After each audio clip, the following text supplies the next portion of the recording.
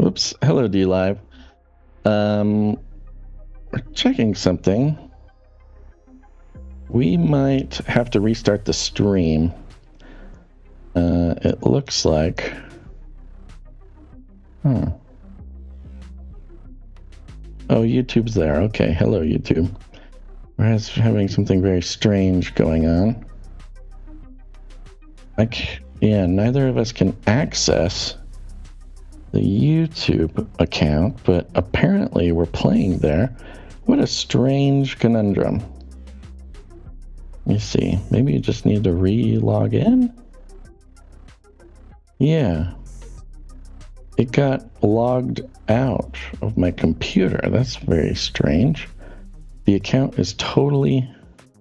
What in the world?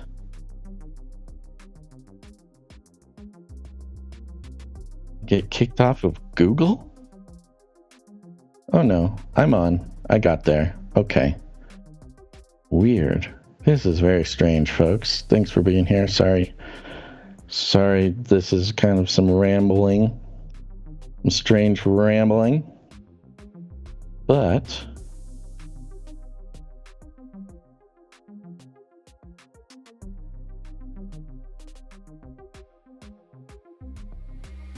There we go. Okay, I'm in. No, it looks all fine. Everything's fine. Everything's fine, folks. Don't worry. Thanks for being here.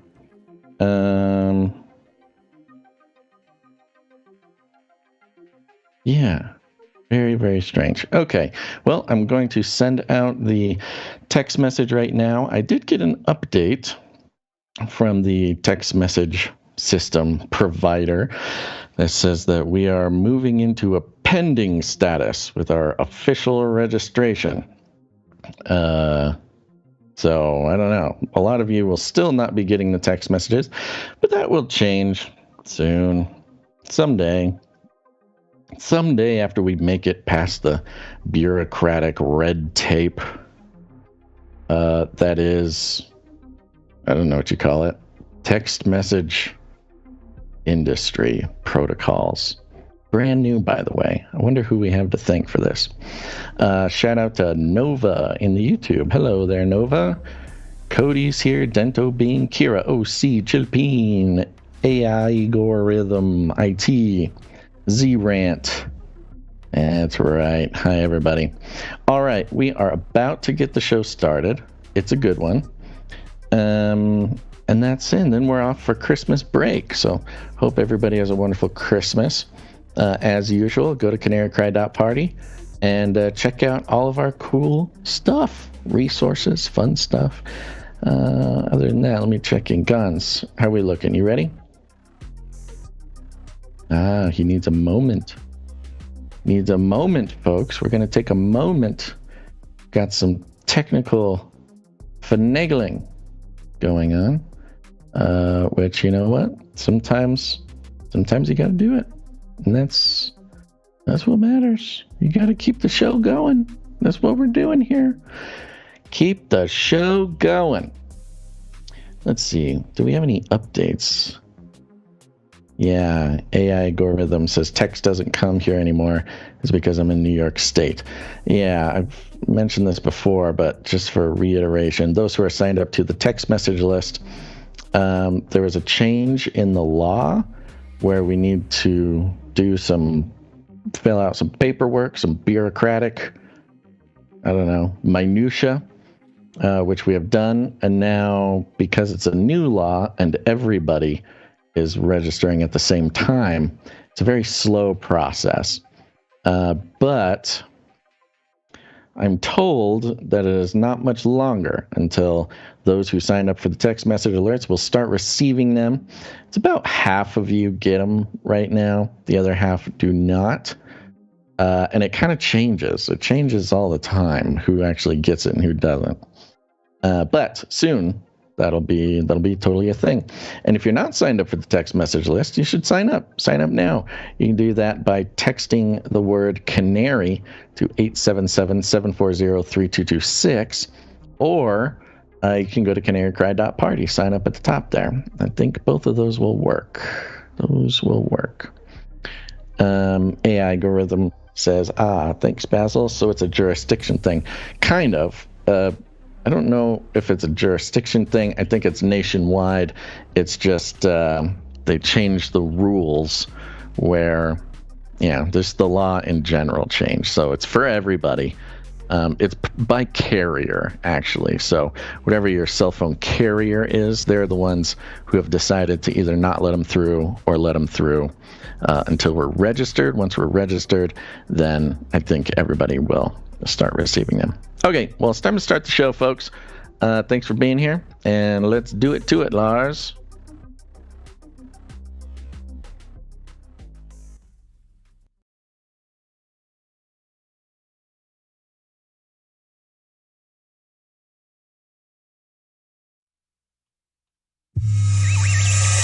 The world is getting crazier.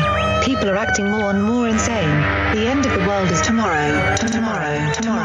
There's only one thing to do when the world is falling apart.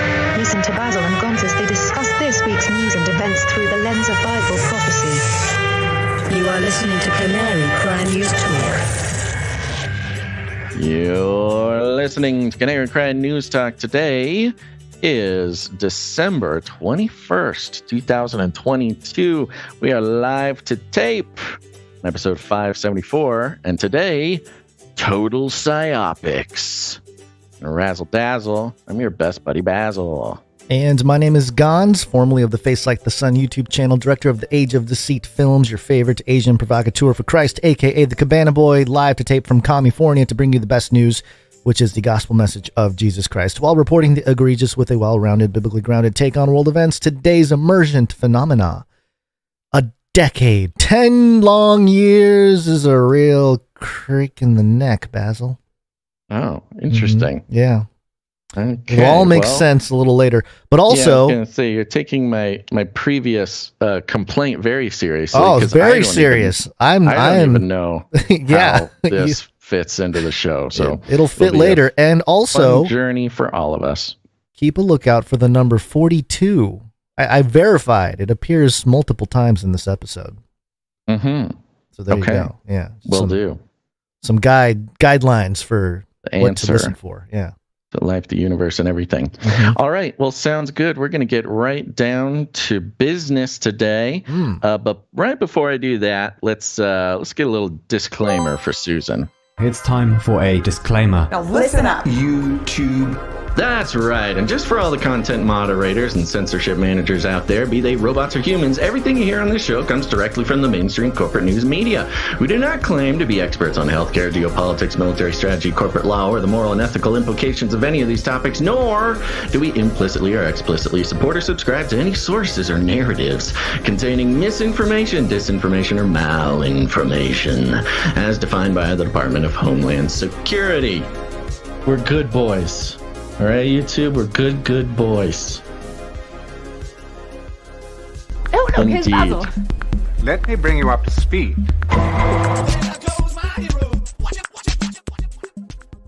All right, folks, you made it to the show, and here's what to look forward to. We're going to be starting out with an update from Stanford and how Stanford is claiming their rightful place as the chief commissioner of the speech police, so we'll be checking in with some new documents there. Then FLIPPY is going to be creepy-crawling through our veins very soon.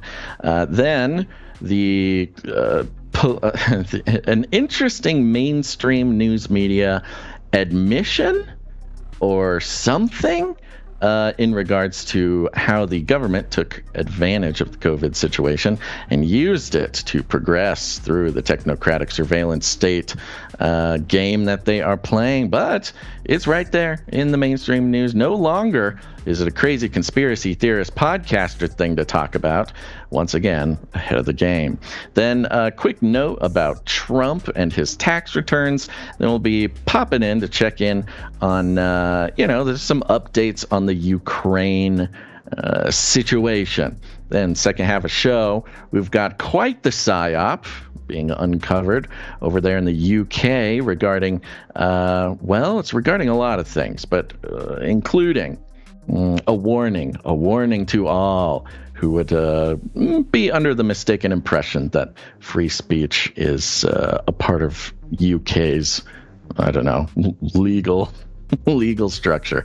And then we got an update from an old friend, Heiser, the CRISPR scientist who made the CRISPR babies. He's got an update that I think we're all going to enjoy very much. And at the end of the show, the Earth could face a mass extinction. We'll bring you the source of this information and what it means for you and your ancestors or something. But first, Gons, let's check in with our lead stories. Called it. Are you even woke? Woke up, man. In recent weeks, months, I've been ranting about Stanford.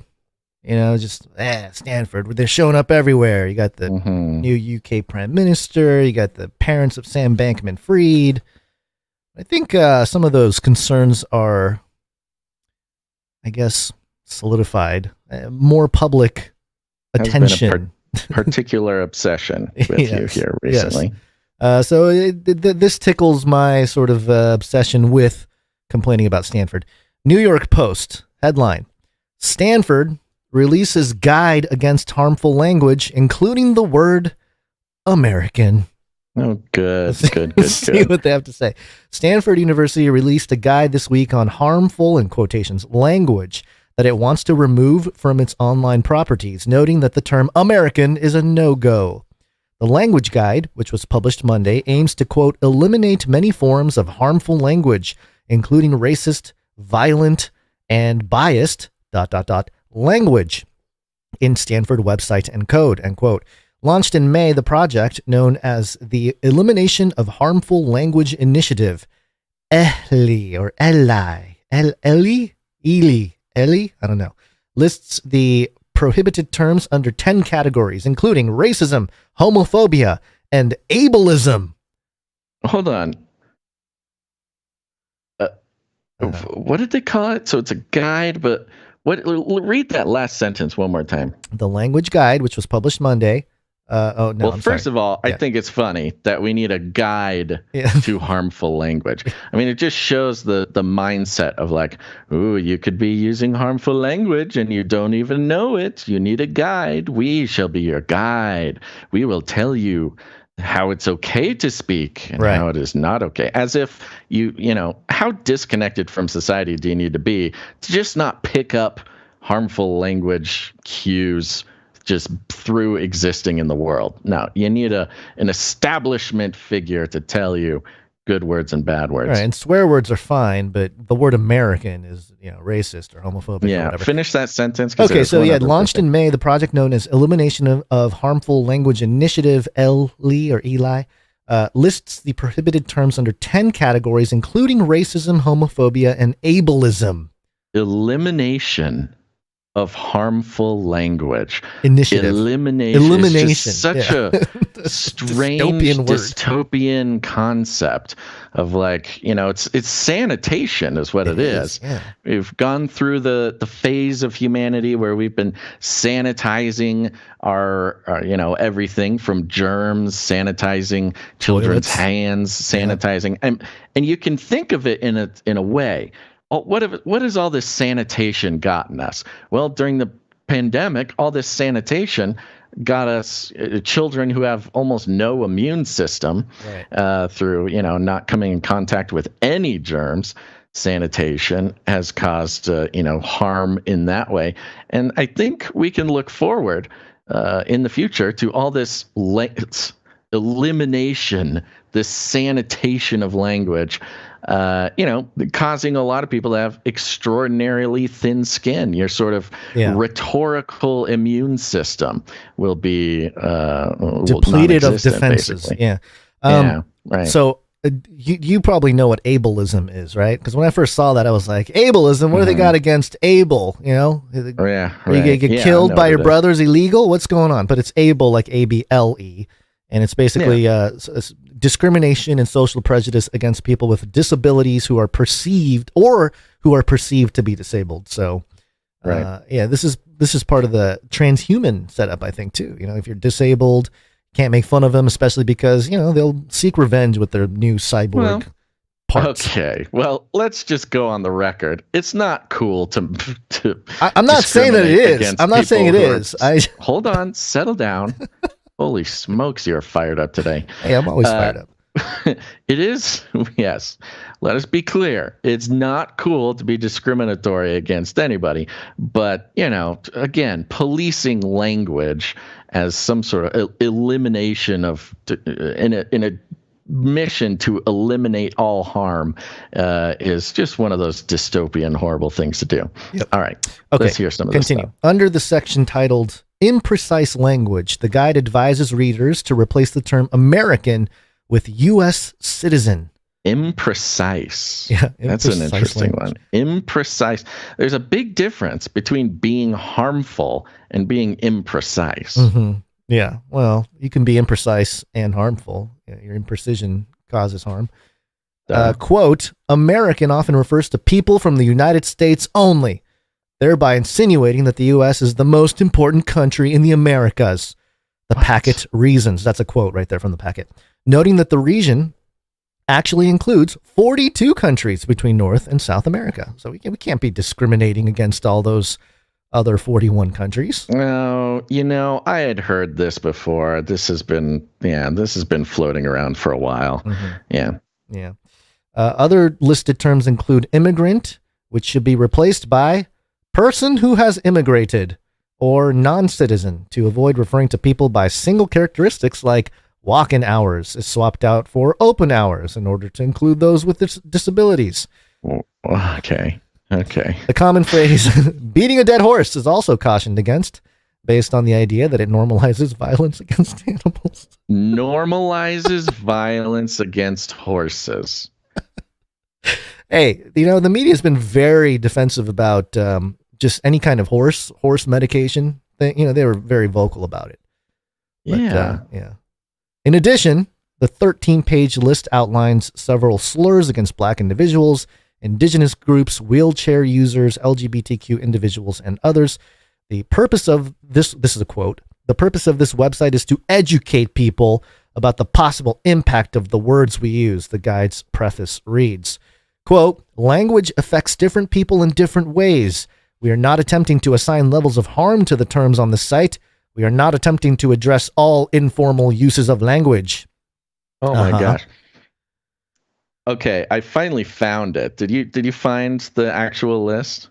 No, I don't have it. This is terminology. Let's see. This is at XSEDE, which is listed in the article as having sort of cooperated in this thing. I think this is the list. Let me just give you a couple things. There's abort. Abort you can't say because it may evoke violent images or religious objections. Black box, black mark, black mark, black ball, blacklisted. Pretty much any word that has the word black in it. Yeah, just cancel the color. Right. Isn't that racist? Isn't that canceling an entire... Anyway. Yeah. Well, it's, again, the sort of implication is that you're not talking about, the color that is... They make crayons the color black. Mm-hmm. What are they going to have to rename the crayon? But you can't talk about the color without somebody being so triggered by the reference to a color that they think you're being racist. There's blind review or blind study. Yeah, blind looking at the list study. Now. Yeah, blind study. The thing that is sort of, required to do good science is now being blacklisted. Oops, can't say that. It's being redacted. And on the same... Oh my gosh, some of these words. On the same sort of track here, nothing with black ball, blacklisted, blind review, blind study. These are disability bias terms. They have brown bag. You cannot say brown bag. Oops. What about the word crazy? You can't say crazy. Yeah, that one's kind of been floating around. Is it? Okay. Yeah. Can't use OCD anymore either. Wow. Okay. You can't say the word first-class citizen. You can't say graybeard or senile? First-class citizen. This is where you know that controlling speech only serves the powerful. It is meant to serve the powerful under the guise of trying to serve minorities or the less powerful. You can't talk about first-class citizens, meaning you can't even refer to the fact that the elites, the billionaires, the caste system, and this sort of invisible caste system here in the U.S., which certainly exists, but wow, you can't say first-class citizen. Surprisingly, I don't see second-class citizen on the list here. So apparently, you can say second-class citizen, but not first-class citizen. You can't say Pocahontas. You have to change it to the person's name. Pretty much any word that Trump has ever said. Spirit animal? They're canceling spirit animal? Yeah, I've heard that one too. Really? Yeah, I have, because you're sort of what is it called? Appropriating Native American culture. Here's this one. Let me know if this one makes any sense to you. You cannot say flow master. What in the world is flow master? Wait, okay, that makes sense. All right, some of these are. Wow. Okay. Well, I'm looking at the list. Conversation with me. You're just reading the list. Oh, I think you cut out. I think you cut out for a second. You must have cut out because I didn't hear you, and then you came chiming in about how I'm just reading this without you. Did you hear flow master? I heard flow master. Yeah. Okay. Engage with me. Okay. What does flow master even mean? Why would anybody say flow master, except for the fact that it's institutional racism? Use of master. Here it is. Use of master may convey a sense of superiority and may have negative historical context. But what is flow master? Why would anybody say flow master? I don't know. They're like a rapper. Yeah. Like if you're a good freestyle rapper. Freestyle rap. Yeah. Flow master. No, not anymore. You can't say scrum master either. You can't say freshman. You can't say white hat hacker. You can't say white paper. What are they doing? White paper. Refer to colors. I know the colors, but yeah. Oh my gosh! You can't say homeless person. Yeah, we know that one. That one's an old one. Here's where the snake really eats its own tail. Here, are you ready for the sort of ultra meta? Sort of implosion singularity events of the universe where all language means nothing.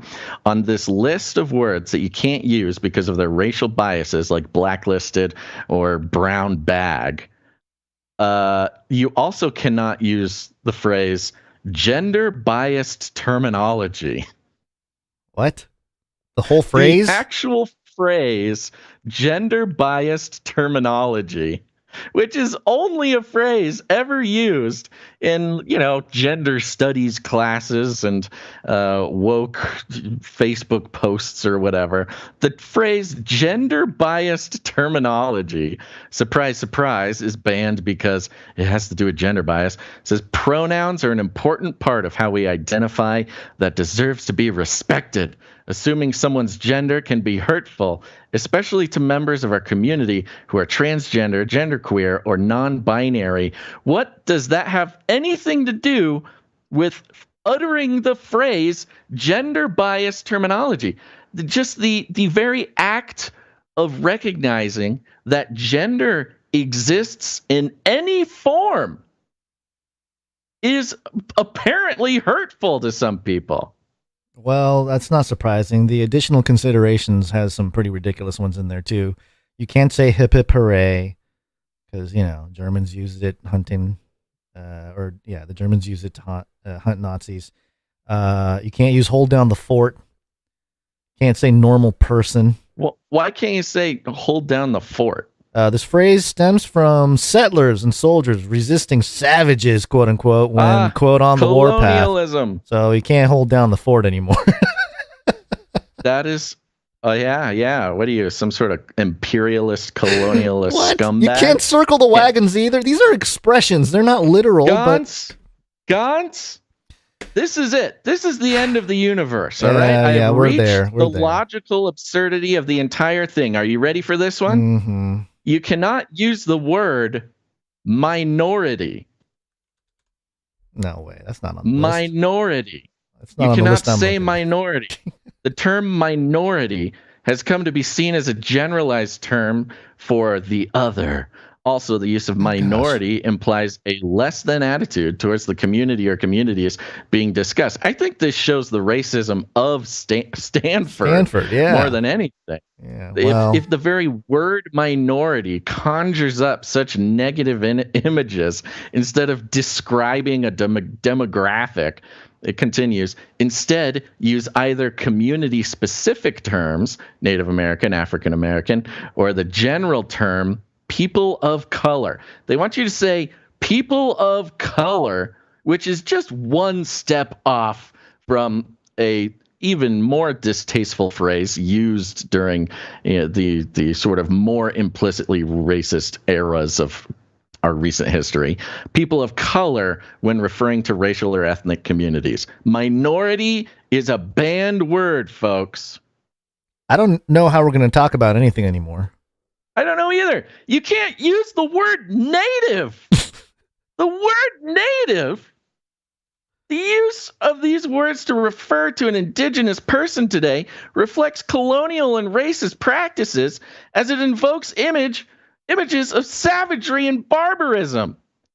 These racists at Stanford, whenever they hear the word native, they are filled with images of savagery and barbarism. Native is banned. This is absolutely, it's considered an an ethnic slur, the word native. Yeah, sorry. Daughter head. God, he's out of here. Yeah, no, I'm done, man. I'm getting out of here. Rule of thumb. Yeah, it's over. Bias. Yeah. Gender bias, for some reason. I don't know what rule of thumb. The rule of thumb was believed to have been derived from English law, which allowed a man to beat his wife with a stick so long as it's no thicker than his thumb. While not true. Okay, so it's not true what they just said. It is not true. So it's a rumor, but they're banning the word because of a rumor about the phrase rule of thumb. Oh my gosh. Okay, we cannot do that. We can do this all day, and we're not going to do it. We're not going to do it. Absolute. I mean, this is the absolute logical absurdity of policing speech. Just getting rid of pretty much everything, even phrases that were invented by the group of people writing this list. Absolutely craziness. We're all gonna die. I think that's it. Yeah. All right. I don't know what else to say about that. That's crazy. It's Wednesday, folks. Yeah. Well, good thing. WMD. We need some Wednesday. It is Wednesday, my dudes.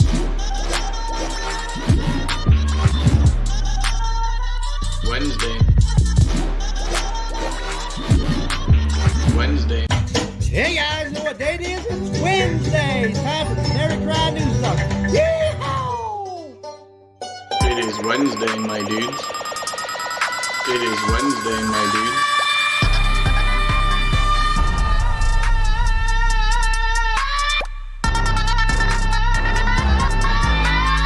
Wednesday, my dudes. It is Wednesday, my dudes. Mm-hmm. Yeah. Yeah. Clear that it's sinus. Wednesday, Guns. Mm-hmm. We're almost on Christmas break. Can you believe it? No, I cannot. And you know what else I can't believe? Today, December 21st, 2022, marks 10 years since the portal opened and Quetzalcoatl came through and ended the world. Do you remember that? Yeah, the world ended 12 years ago. 10.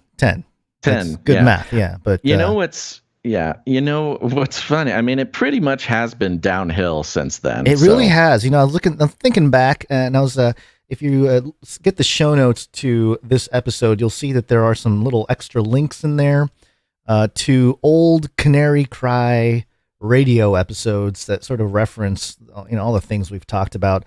And I think it was episode 008 back on May of 2012, Basil, where we had 2012 prep and basic apologetics. And we talked about some guy who was going to jump off of a cliff in Arizona or something at 11:11 p.m. on December 21st, 2012.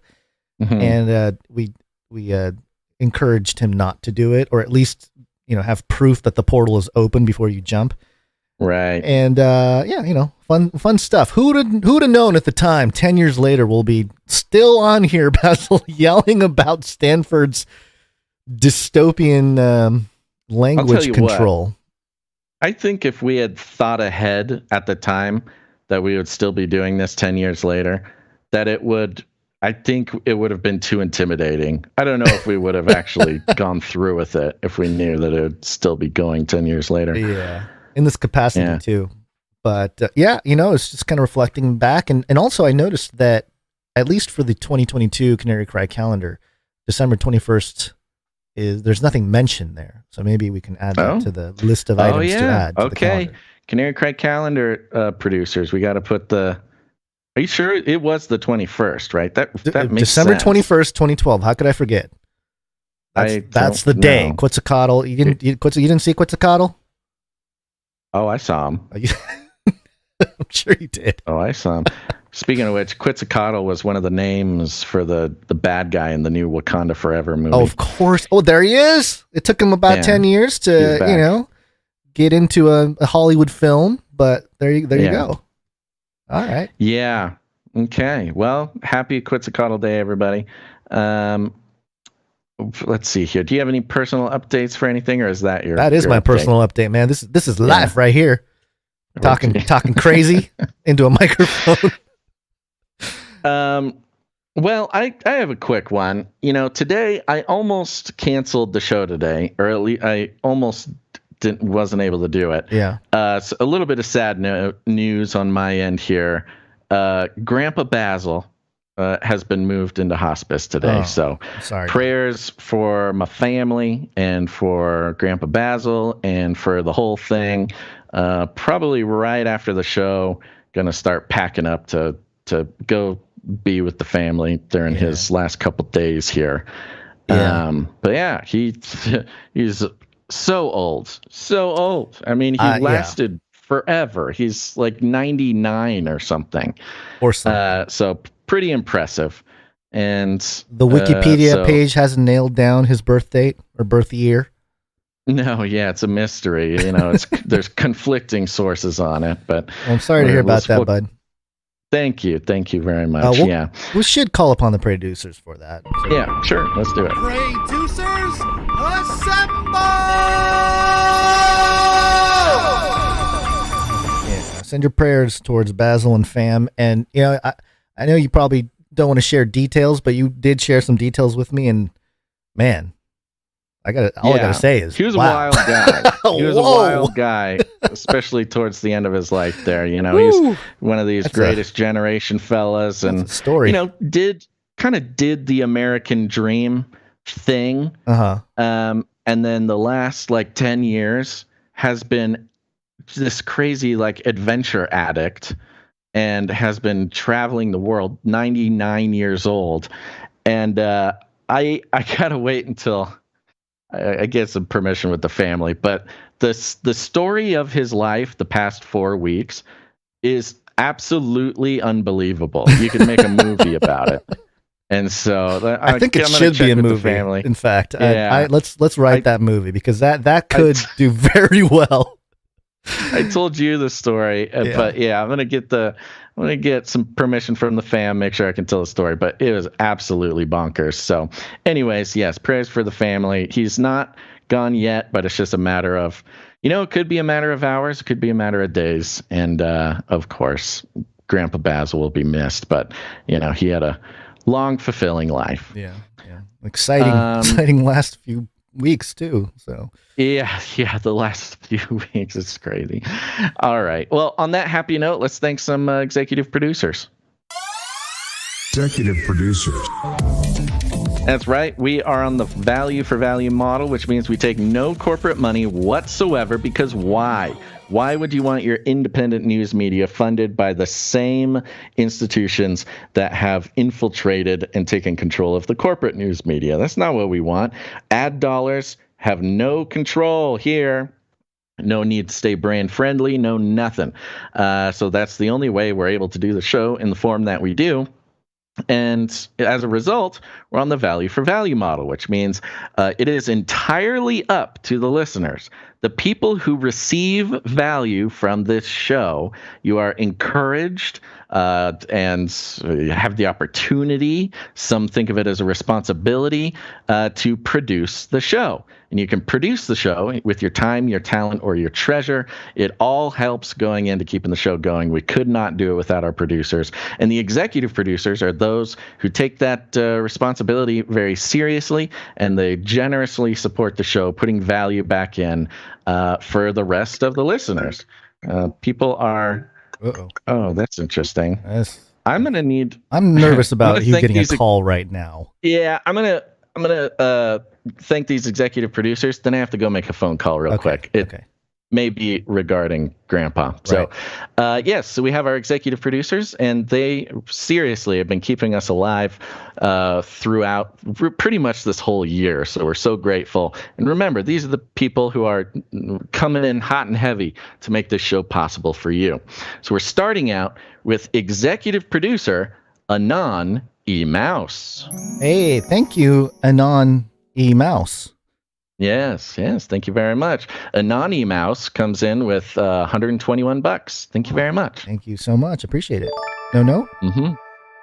You know, we got an email. I wasn't quite exactly sure, but it looks like one that we can address later. Okay. If need be. All right. Thank next you. Up, Hold on. Thank you, Anon. Yes. E. Mouse. Where'd you find this? Mm-hmm. Next up, we have executive producer Natalie T. Thank you, Natalie T. Yes, thank you very much. Comes in with a nice round number, which means we do not disclose the amount. If you don't mind us disclosing the amount, producers, you, of course, just make it some sort of funky number. Some people put 33 cents or 77 cents, something like that. That signals to us that we can disclose the amount of your producership. Next up, last but not least, we have Natalie T. Okay. Where'd you find this? There we go. Thank you very much, executive producer Natalie T. Last but not least, we have executive producer Christine S. Christine S. Thank you. Yeah, thank you so generous. much. Executive producer Christine S. comes in with a nice round number, so it stays secret. But thank you very much, Christine S. Where'd you find this? Mm-hmm. Okie dokie. That concludes our list of executive producers. So thank you so much.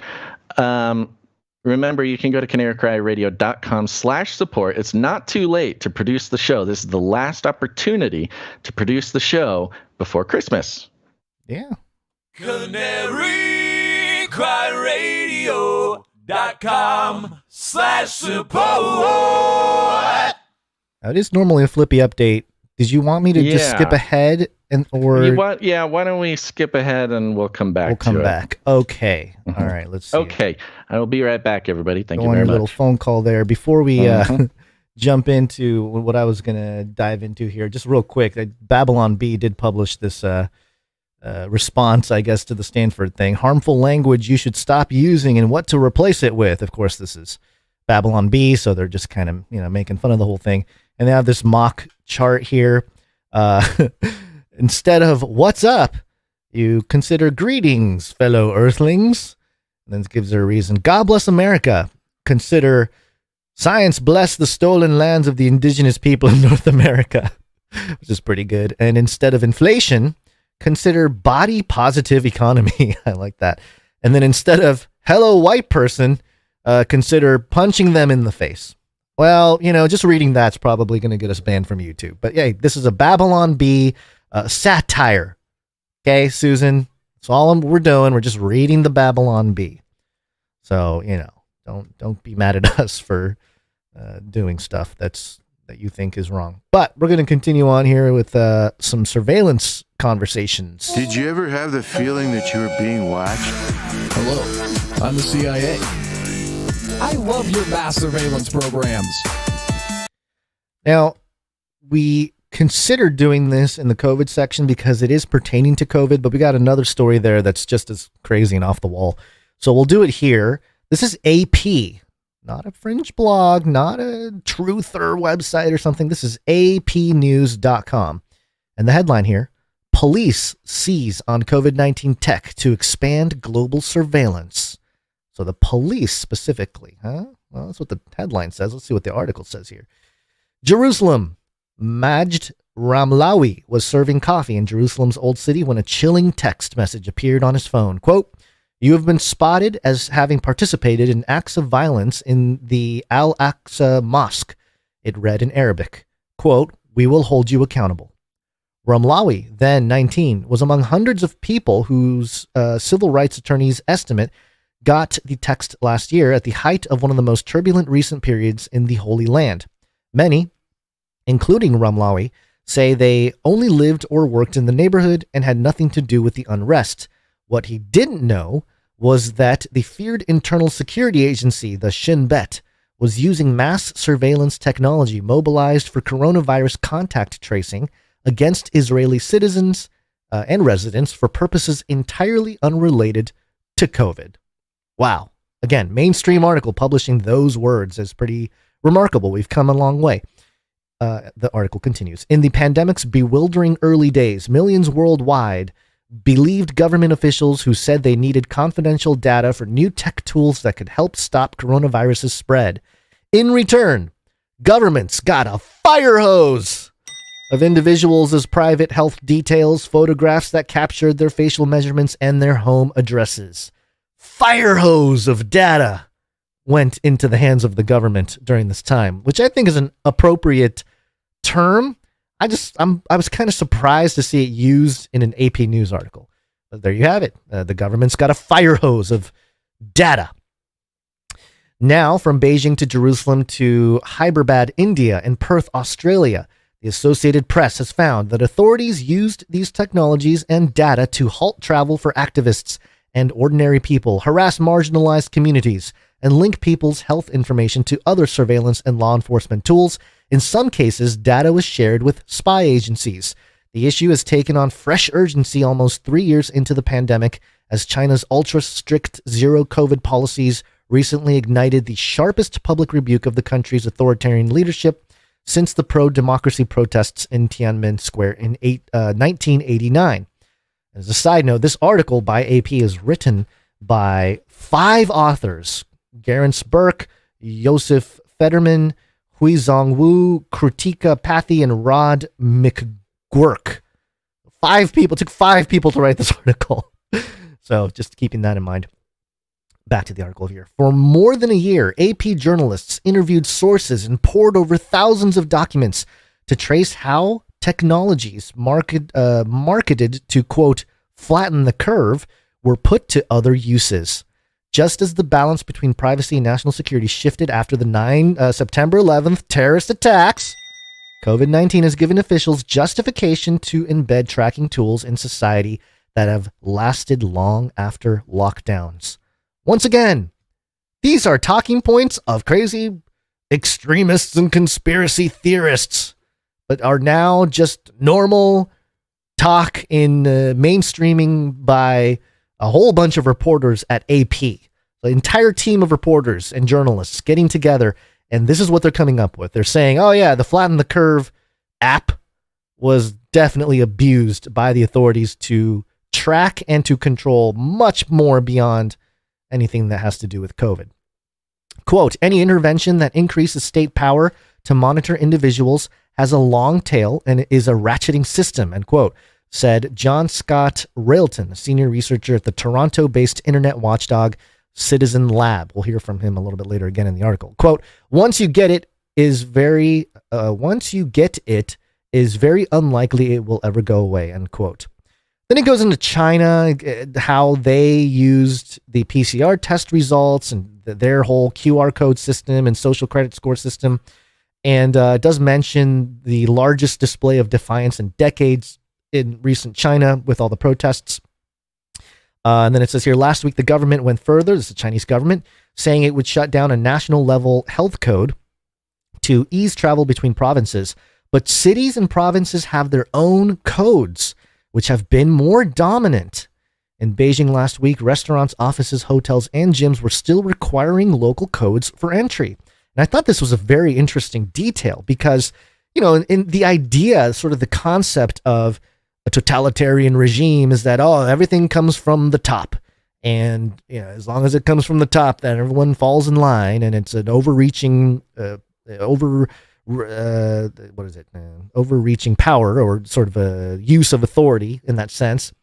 But no, they can kind of back off and ease up on some of the restrictions, but the cities, the provinces, who are likely under the watchful eye of the government up top there, the CCP, or are part of the CCP in general, if you dissent, your life might be in danger. So they're going to comply. And this is sort of the controlled decentralization that's happening in China, which I thought was interesting because we have something similar here in the U.S. with the states and local municipalities and local governments and stuff like that at the city level and county level.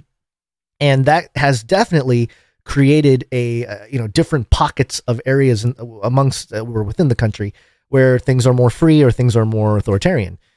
But in China, it's sort of it doesn't matter. The top can ease, but the actual boots on the ground people are still locking down using they're probably afraid to go off protocol too much.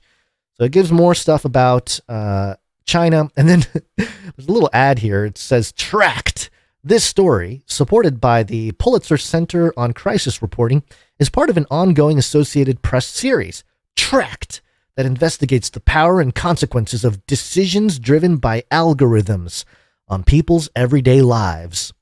Which is very interesting because I'm sure AP has their own algorithm operative group or team of people just focused on algorithms to better their search results and things of that nature. So anyway, I continue. In early September, former wealth manager Yang Jihao brought a train ticket to Beijing where he planned to lodge various complaints with the central government. The night before, a woman he described as a handler invited him to dinner. Handlers, this is in the AP, folks.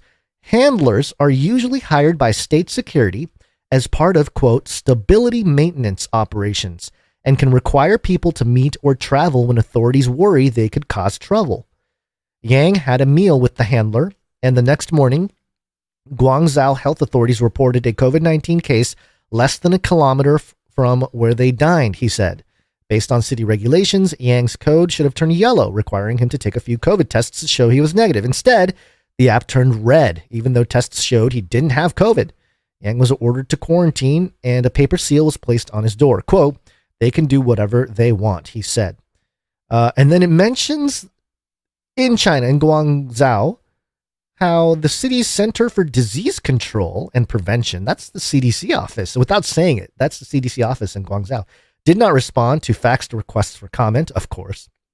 And then it goes into another situation where, the bank app was locked out and a bunch of people were angry and they were trying to protest. We covered that story. So, they're just talking about the dissent in China. Even after China ends lockdowns, some dissidents and human rights activists predict the local level health codes will stay on as a technological means of social control. So there you have it. They're openly stating that even though the China lockdowns are easing up, the local level health codes through the apps will maintain the control, so to speak. So, and then it continues. In February, police in northeastern Heilongjiang province, Hail Mary from Heilongjiang, sought to upgrade their local health code so they could search PCR test results for anyone in China in real time, according to procurement documents provided exclusively by ChinaFile, a digital magazine published by the Asia Society. A company whose parent is government-owned won the non-competitive bid to connect that app to a national database of PCR data run by the State Council, China's cabinet, fulfilling a national directive, the documents show. The same company, Beiming Digital Technology, also claims on its website that it has developed more than 30 pandemic apps. Quote, it's the governance model. The philosophy behind it is to strengthen social control through technology. It's strengthened by the health app, and it's definitely going to stay after COVID is over, said Yuqi Wang, a senior researcher with Human Rights Watch. Quote, I think it's very, very powerful. Now, the article goes into Jerusalem and Israel now. Okay, so we're going from China to Israel. In Jerusalem's old city, tourists sipping fresh pomegranate juice, worshippers and locals taking a shortcut home are all monitored by Israeli security forces holding automatic weapons. The labyrinth of cavernous pathways is also lined with CCTV cameras and what authorities have described as quote-unquote advanced technologies. Now, what those advanced technologies... Where's my bell? Come on, bell. There it is. What those advanced technologies are, I'm not sure. Is it as simple as maybe facial recognition, or is it something more? We don't know. They're just saying advanced technologies. And then they talk a little bit about the clash with Hamas and just the tensions with the Israelis and the Shin Bet group that has been really pushing for sort of totalitarian surveillance state. Quote, it's like the government is in your bag, said Wamlawi. He's that young kid who works at the coffee shop, who worries that surveillance enabled to stop COVID-19 poses a lasting menace for East Jerusalem residents. Quote, when you move, the government is with you with this phone, end quote. The Shin Bet's domestic use of the technology has generated an uproar over privacy and civil liberties within Israel, as well as questions about its accuracy. The Ministry of Communications, which oversees Israel's telecommunications companies, refused a request seeking further details submitted for the AP by the Movement for Freedom of Information, a nonprofit that frequently works with media organizations. So, Israel, I don't think has the same kind of freedom of information system as America. So it looks like there's a group trying to help with that, but of course they're not really releasing anything there. Quote, you cannot just say to people, we are watching you and we will get revenge, he said. You cannot use this tool to frighten people. If you have something against someone, you can put them on trial. Oh, yes, of course. Wouldn't that be nice? And then it continues on. In February, Israel's Attorney General upheld and continued the continued use of the technology, saying it was a legitimate security tool while acknowledging glitches in the system and that messages were distributed to a small number of unintended targets. Israel's Supreme Court is now reviewing the matter. Okay, so there you go. It goes through Israel. And then it says 360-degree surveillance. Technologies designed to combat COVID-19 were directed, let me read that again. Technologies designed to combat COVID-19 were redirected by law enforcement and intelligence services in other democracies as governments expanded their digital arsenals amid the pandemic. Once again, a sentence that would have gotten you probably banned a year ago is now being published in AP by a team of journalists and researchers. Then it goes into India, the facial recognition, the AI, and really the takeaway with India is summarized in this sentence that I'm looking for, which I thought I highlighted. India lacks a data protection law, and even existing proposals won't regulate surveillance technologies if they become law, said Apar Gupta, executive director of the New Delhi-based Internet Freedom Foundation, which is helping to represent Masood. Police responded to Masood's lawsuit, so he basically sued the government because of a facial recognition situation. I think we covered this as well at some point over the last year or so. Quote, surveillance today is being posed as a technological panacea to large social problems in India, which has brought us very close to China, Gupta said. Quote, there is no law, there are no safeguards, and this is general purpose deployment of mass surveillance, end quote. The new normal, what use will ultimately be made of the data collected and tools developed during the height of the pandemic remains an open question.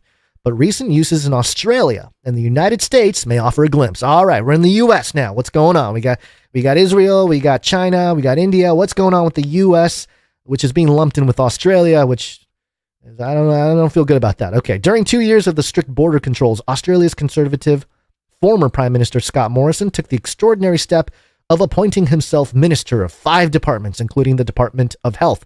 Authorities introduced both national and state-level apps to notify people when they had been in the vicinity of someone who tested positive for the virus. But the apps were also used in other ways. Australia's intelligence agencies were caught, quote-unquote, incidentally collecting data from the National COVID Safe app. News of the breach surfaced in a November 2020 report by the Inspector General of Intelligence and Security, which said there was no evidence that the data was decrypted, accessed, or used. The national app was canceled in August by a new administration as a waste of money. It has identified only 2 positive COVID-19 cases that wouldn't have been found otherwise. Okay, so it goes through QR codes a little bit, the biker gangs, and then the U.S. The U.S., which has relied on a hodgepodge of state and local orders to ensure compliance with COVID rules, the federal government took the opportunity to build out its surveillance toolkit, including 2 contracts in 2020 worth $24.9 million to the data mining and surveillance company Palantir Technologies, Inc., to support the U.S. Department of Health and Human Services pandemic response. There are producers who have messaged us with concerns about Palantir. I don't know if we did a full breakdown of them before, but Palantir is a Peter Thiel thing. Peter Thiel being one of the co-founders of PayPal. And, he was friendly with Elon, and he was friendly with Trump a little bit, although there was maybe a little bit of a rift there. But, very much a data gathering, a data mining surveillance company. And so, yes, they were contracted with the U.S. government. I believe we reported on this as well when it actually happened. Documents obtained by the immigrant rights group Just Futures Law under the Freedom of Information Act and shared with the AP showed that federal officials contemplated how to share data that went far beyond COVID-19. Hey, you know what?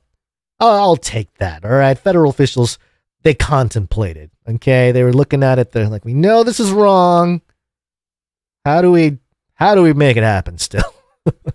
The possibilities included integrating, quote, identifiable patient data such as mental health, substance use, and behavioral health information from group homes, shelters, jails, detox facilities, and schools.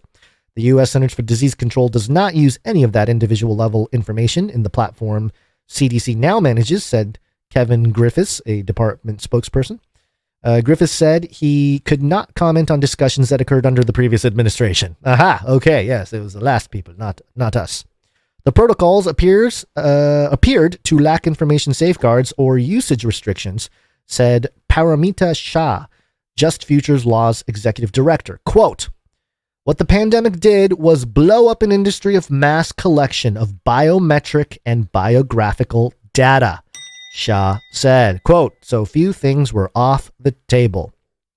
Once again, AP, mainstream outlet, saying that the pandemic, or quoting someone at least, saying that the pandemic exploded the industry of mass collection, especially in biometric and biographical data. Wow. Isn't that convenient? Last year, the U.S. Centers for Disease Control purchased detailed cell phone location data revealing people's daily whereabouts nationwide. Quote, mobility insights data from at least 20 million devices could be used, quote, to project how many worse things would have been without the bans, such as stay-at-home orders and business closures, according to a July 2021 contract obtained by the nonprofit group Tech Inquiry and shared with AP. Yeah, again, AP doing sort of the heavy lifting on exposing some of this stuff. And then go into a little bit more here. Back to Scott Railton. He's that guy from the Watchdog. Quote, what COVID did was accelerate state use of these tools and that data and normalize it so it fit a narrative about there being a public benefit, end quote. And I think he is pretty much spot on there. Again, very surprised to see this published in AP. Quote, now the question is, are we going to be capable of having a reckoning around the use of this data, or is this the new normal? So the new normal wasn't just like a COVID lockdown. governments being just in charge of all kinds of tracking of your data. Is that the new normal? So there you go. I thought this was very apocalyptic when the mainstream media decides to quote a bunch of people, watchdogs, and the AP specifically putting together a team and a whole series tracked, to talk about the surveillance apparatus and report it as if they haven't been, compliant or, assisting in the development of that apparatus all along. But somehow they're immune now because they're journalists. And to that point, okay, we just as a reminder, we did start with Stanford, their whole list of language policing. After this article on AP here, there's a whole bunch of names here. They have journalists and videographers and stuff from all over the world. And then there's a little segment here at the bottom that says, this reporting was done in collaboration with researcher Avani Yadav with support from the Human Rights Center Investigations Lab at the University of California, Berkeley. That's pretty close to Silicon Valley. It was partially supported by the Starling Lab for Digital Integrity, co-founded by the University of Southern California and Stanford University. There they are again, where Burke was a journalism fellow. So despite all of the truth being dropped here, the truth bombs about the surveillance apparatus and the advantages the intelligence agencies took during COVID with the app rollouts and all the data gathering, and really it's the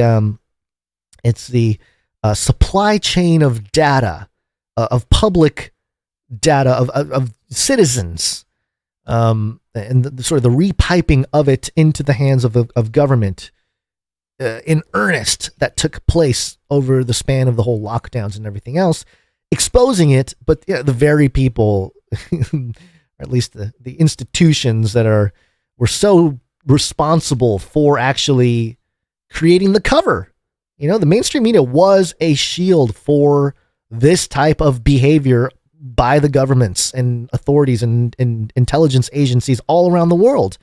And so all of a sudden AP's, we're doing reporting now about it. Okay, cool. Let's talk about some truth. Let's drop some truth bombs about the surveillance state.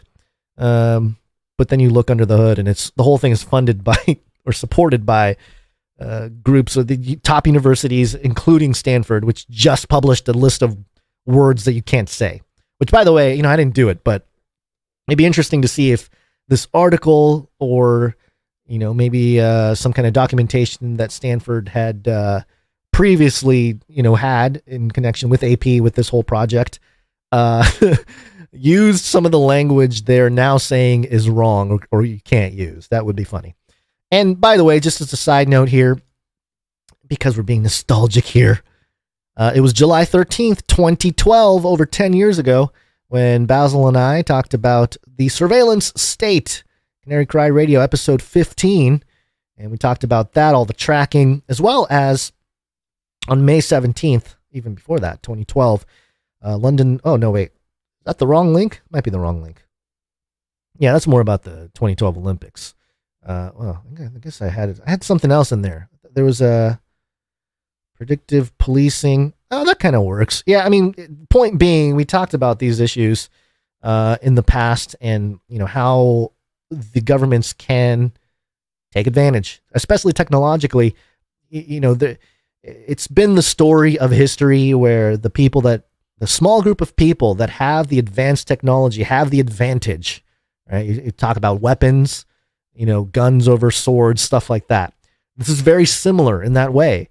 When you have the technological apparatus as an advantage, man, you have a huge head start into the surveillance apparatus. And the way things are looking, I'm just throwing this out there, because I've been tracking crypto and all this.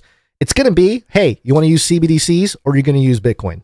Really what it's going to come down to, I think, in the future. All right. Let's see here. No Basil. Oh, you're back. Hey, there you are. Anything we need to know, or are you everything good over there? What's the no changes yet. Okay.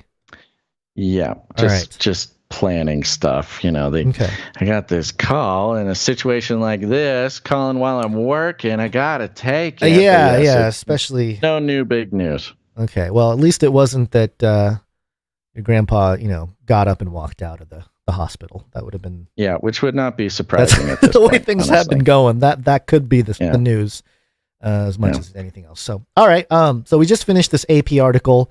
Great. We don't have to go back through it, but yeah, I mean, they're pretty much just admitting to all the stuff that's taken place in terms of abusing the opportunities. All it really is I mean, of course, this is all the stuff that people like you and I have been talking about for many years now, and especially during the COVID thing. And it's just very interesting to see the mainstream. And I think it's in this pirating of the word transparency that, you've been sort of obsessed with for a while. It's sort of in that spirit. Right. The piracy of transparency and using it as a part of the sort of hall of mirrors or smoke screen to give this sort of illusion that it's not strictly in the best interest of AP itself that this took place. It's just simply, it's almost like it's being reported, meaning that it has gotten to a level and solidified to a level that it doesn't matter if the public knows about it or not. Right. In fact, it may be beneficial at this exact moment for the transparency to be available in the mainstream. Yeah, you got to stoke the counter revolution. And by the way, I think I told you before the show, but this reporting was supported by Stanford University, at least partially. That's what it says. So Stanford, University of Southern California, and the Human Rights Center Investigations Lab at Cal Berkeley. So all the same folks that kind of the woke, left university institutions that would have helped in the cover up of, like, while all this was rolling out, AP was responsible for, and others like it, mainstream media in general, is responsible for creating that veneer of protection and, from criticism.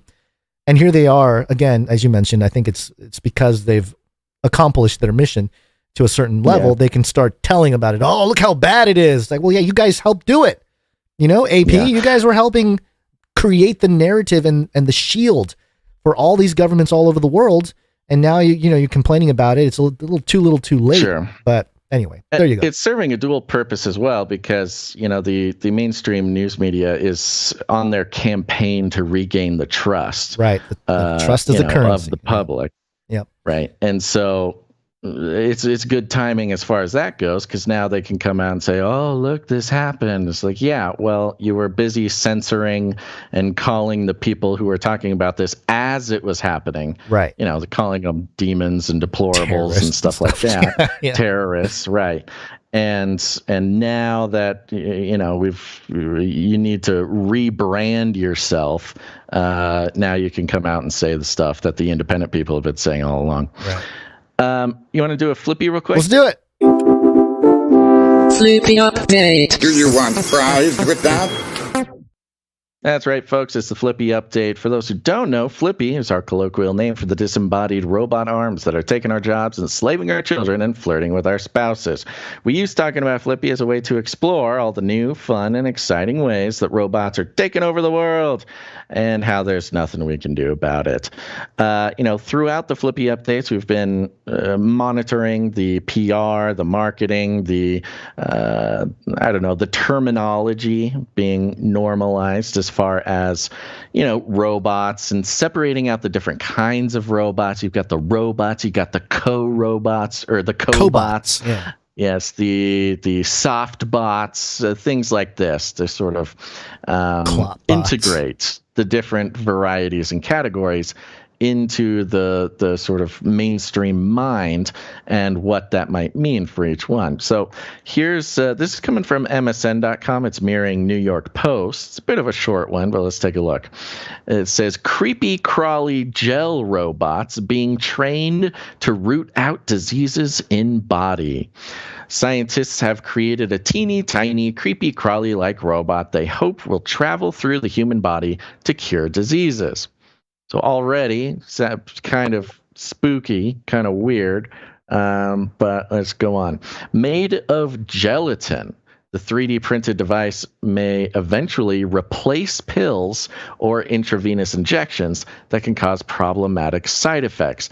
The GelBot, which is powered by temperature changes, feels like a fruit gum, a stark contrast to robots made almost exclusively of hard materials like metals and plastics.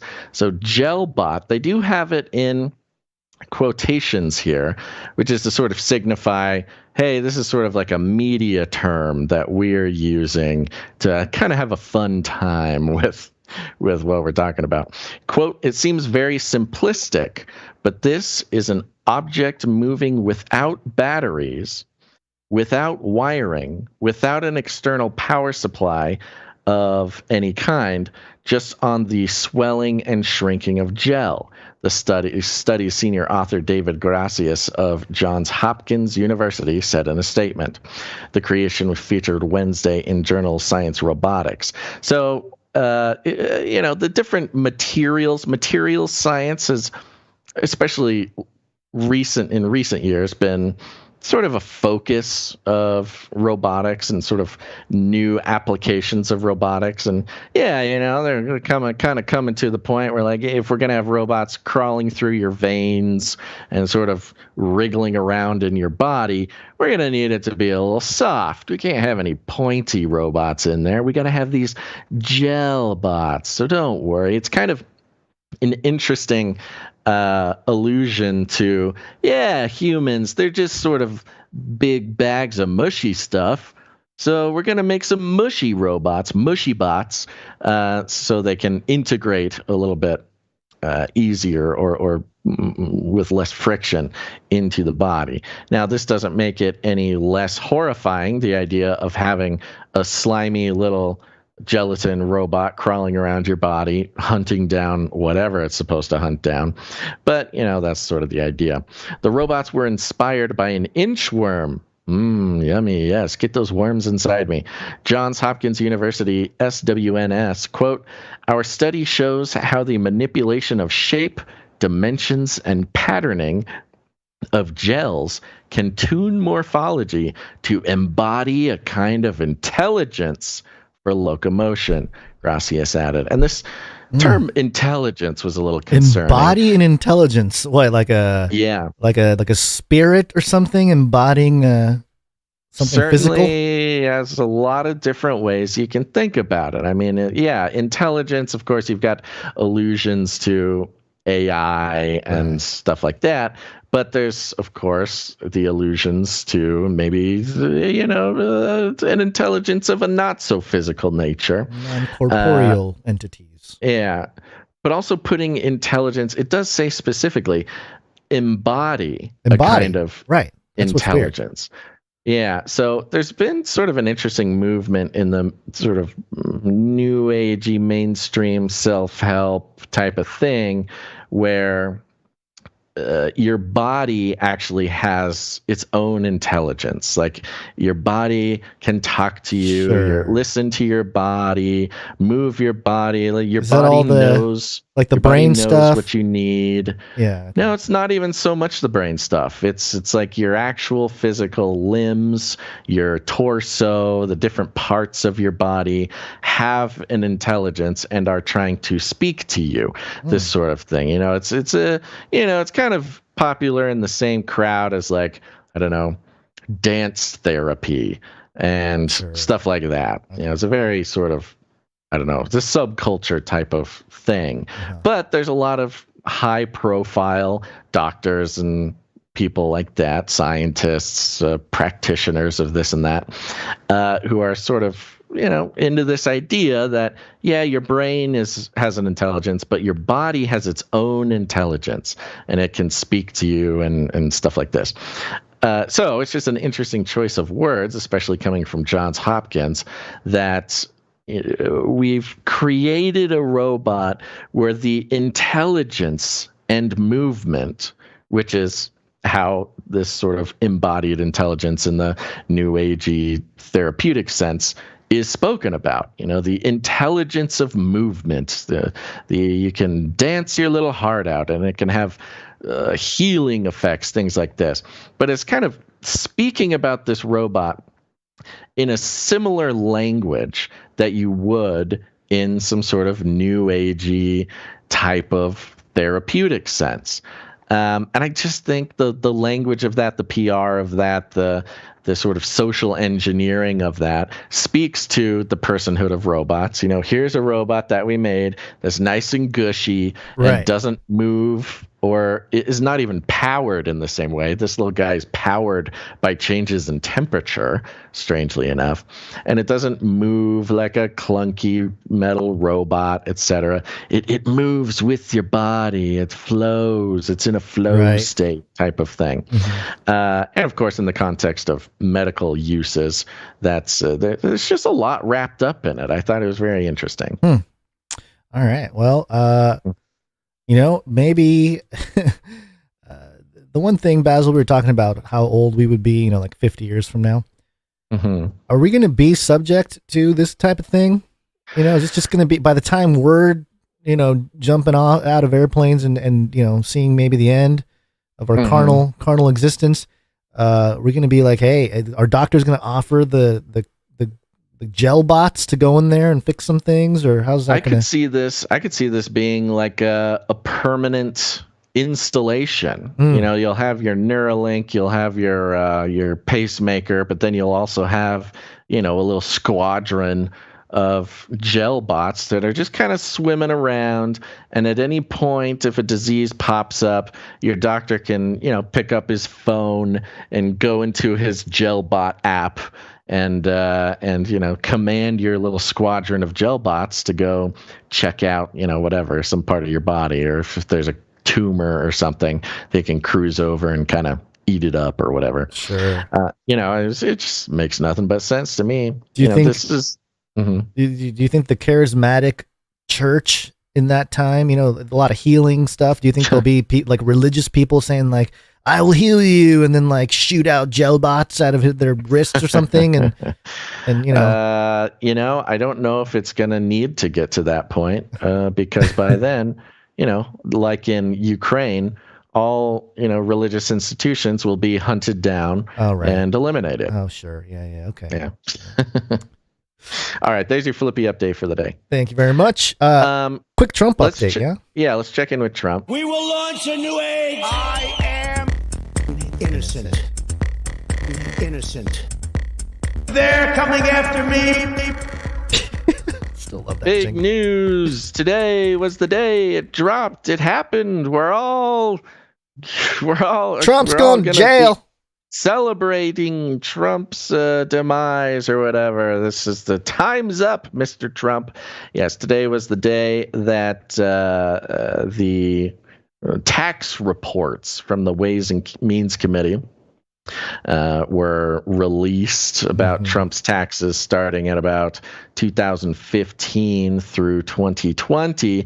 And boy, oh boy, were some people on the internet fired up about this. This is the moment. This is the time. He's finally going down. Stuff like that. Turns out it's not that exciting, but we'll just do a quick little recap of it. FoxNews.com has a fun spin on it.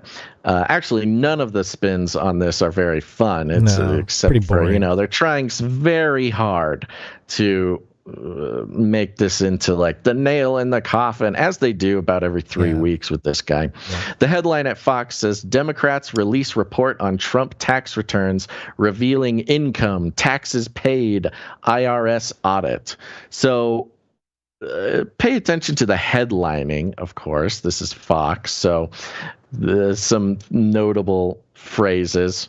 First of all, Democrats release report. Also revealing income, taxes paid being one that will become important, and IRS audit. Starts out this way. A report on former President Donald Trump's tax returns was published Tuesday as a part of an ongoing investigation by the House Committee on Ways and Means. Democrats with the committee released their findings Tuesday in a document titled report on the Internal Revenue Service's mandatory audit program under the prior administration.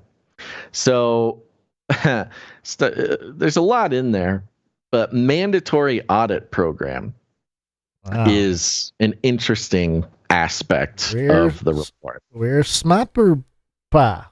Smapper Pa Poopa. Continue. What? No, report of the Internal Revenue Service's mandatory audit program under the prior administration. Rare Smap Oh, you're doing an acronym thing. Okay, I see. A complimentary report was also prepared by the Congressional Joint Committee on Taxation. According to the report, Trump paid little to no federal income taxes on his multi-million-dollar income from 2015 to 2022, as he claimed millions in business losses. The analysis within the report concluded that any lack of proper taxation on Trump's earnings appeared to have been ultimately a failing of the IRS and not the result of pressure or obfuscation from the White House. And it goes into kind of a breakdown of the report where basically 2015, 16, 17, and 18, Trump reported losses, an overall loss of income. And then 2020, again, took a bunch of losses. And so basically paid no taxes. Some of those years he paid as little as $750, which we already knew, which I think is interesting. That's why we even have the Trump tax donation, $750. It's been known for years. But it does sort of wrap up at the end on some interesting parts of the conversation. It says, as a result of the report, the Ways and Means Committee has proposed legislating a requirement for the IRS to issue an initial report within 90 days after the submission of a president's tax return. The committee has also proposed strengthening the IRS with greater resources to handle high-profile and complex tax investigations. So what happened was, Trump claims, here's the thing, when you report your taxes, especially as a business owner or whatever, it's not like being an employee. It's not like an employee, you have a W-2 or a W-9 or something like that. And what you made is reported by usually the company that pays you. So the IRS already has an idea of what you should be paying. Whereas if you own a business or self-employed or something like that, the IRS doesn't actually have any idea what you own. You tell them. And then it's up to them to sort of be like, yeah, I believe this or I don't believe this. And in this case, a lot of the contention came with the IRS during the presidency really only audited one of his tax returns. And of course, the Democrats are mad at this. They think they should have audited all the tax returns.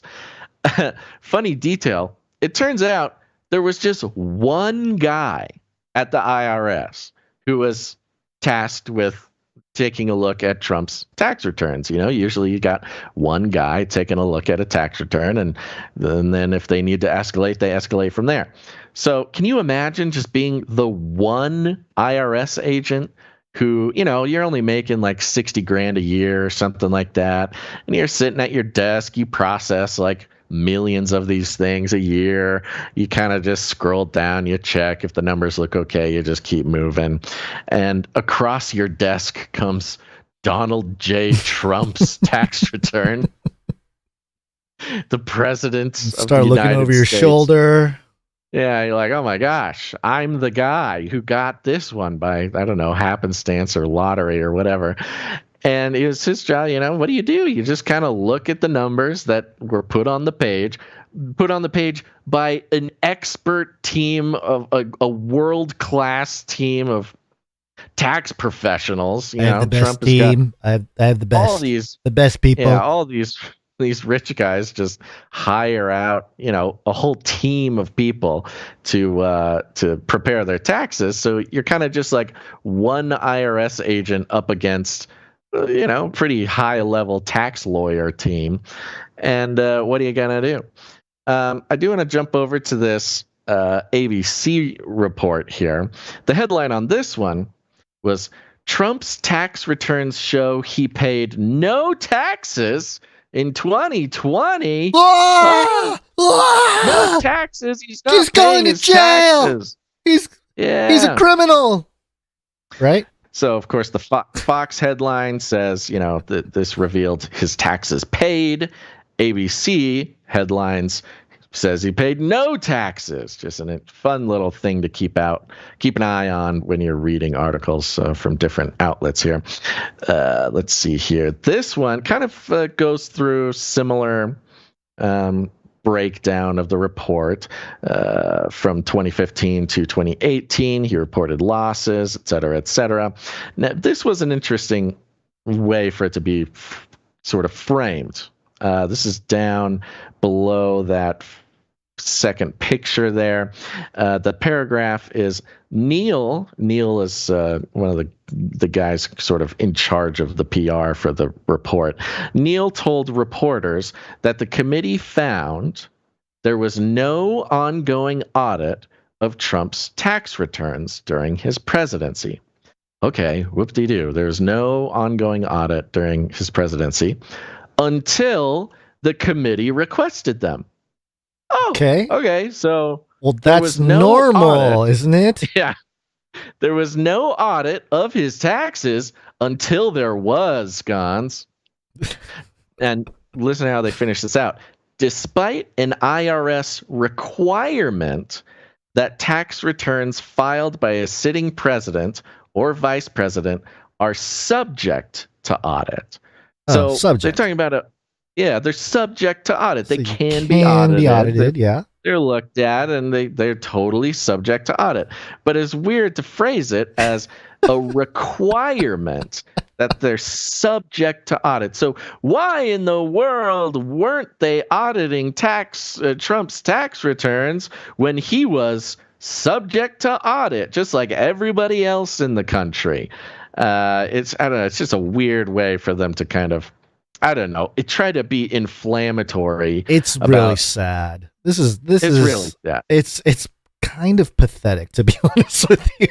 Gotta find some angle to it, I guess. But it's you look at the numbers, and he paid very little taxes on most of those years. Let's see, they have a table in one of these. Maybe that was I think it was the CNBC report. Yeah. Let's see. Do I have that up? No, I don't. Maybe I'll grab that because it has the actual CNBC Trump tax revealed. That's how you have to search these things to get the real. Okay. So in 2015, they reported a negative income of $31 million with a taxable income of $0. The couple paid federal income taxes of $641,000. So I don't know exactly how taxes work at that level. I imagine a lot of that is like property taxes or something. But yeah, he's in the whole $31 million and still paid, $500,000 in taxes. 2016 declared negative income of another $31.2 million and had zero taxable income, and they paid $750 in taxes. That was the big one. Sounds like he's got a great team, and he's got an awesome team. Really, just line by line, report all those expenses, baby. Exactly. And the one that everybody's really going up in arms about is the 2020 return shows negative income of $4.69 million. Nice. With $0 in taxable income. The tax paid by the Trumps was $0. And they claimed a refund of $5.47 million. So, got a great team. Yeah, he's got a great team. We've had this conversation before. It's not really worth having, but this is how billionaires do it. The old saying, being a millionaire or a billionaire is not about making $1 million or $1 billion. It's about keeping Yep. $1 million. It's not how much you make, it's how much you keep, right? And that's, being very good at taxes is one way to do that. They even admitted, I think it was in the ABC article, that he was able to get out of these taxes through a combination of, business losses, charitable, donations, write-offs for this stuff and that, all foreign rich people tax do. credits. The exact same stuff that all rich people do. I bet if Trump did a crash course on how to do your taxes and made like a little product out of it, man, a bunch of lefties would buy it. I want to know how he got, zero taxes. I'll buy that, Well, see, and this is really what's at play here. It's declared in the report that Trump didn't necessarily break any laws. Right. They admit it. He didn't break any laws. He's not like a criminal here. It's just a PR thing, because taxes are a funny thing. The only people who want you to pay taxes are the people who begrudgingly paid their own taxes. It's like, hey, if I got to do it, that guy's got to do it, type of thing. And so, they're just kind of trying to stoke the hatred of billionaires and people who don't have to pay taxes or don't have to pay a lot of taxes, just as another straw on the camel's back. It's just keeping the pressure on as he moves towards, his presidential campaigning. So, that was even more talking about it than it deserves. Big nothing burger, honestly. Yeah. Nothing to see, nothing to do. All right. We got a quick Russia military industrial complex, Ukraine, Biden, PSYOP thing. Russia. Fight for Ukraine. New world order. We need a great reset. Got hairy legs. Got hairy legs. Wanted to play this 30-second clip to set the stage for what we're going to talk about here. I just grabbed this right before the show, Basil. This is Joe Biden, president, introducing Zelensky on the podium. And I think I may be mistaken, but I know I judge every leader by the way what they say to me, their consistency, and look at me in the eye. This guy has to his very soul is who he says he is. It's clear who he is. He's willing to give his life for his country, and all the folks that came with him today. And so I think it's important for him to know we are going to do everything in our power to see that he succeeds.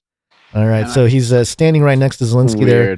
Yeah, it is weird thing to say. Biden can look into his soul. It's interesting it's so crazy. how they're making this more about the personality of the president, rather than like the actual interests of the United States. Yeah, like why are we involved in this? What he didn't even go into like because Russia's mean to gay people. He does do that a little later. He does the Putin bashing a little later, but yeah, in this particular clip. But I mean this further celebritizing of Zelensky and sort of relying on the public image, the character of Zelensky to inform, what he sees in his soul. Right. It's so, just kind of a weird way to go. Just to understand, Zelensky's visiting the White House today. So this clip is from today.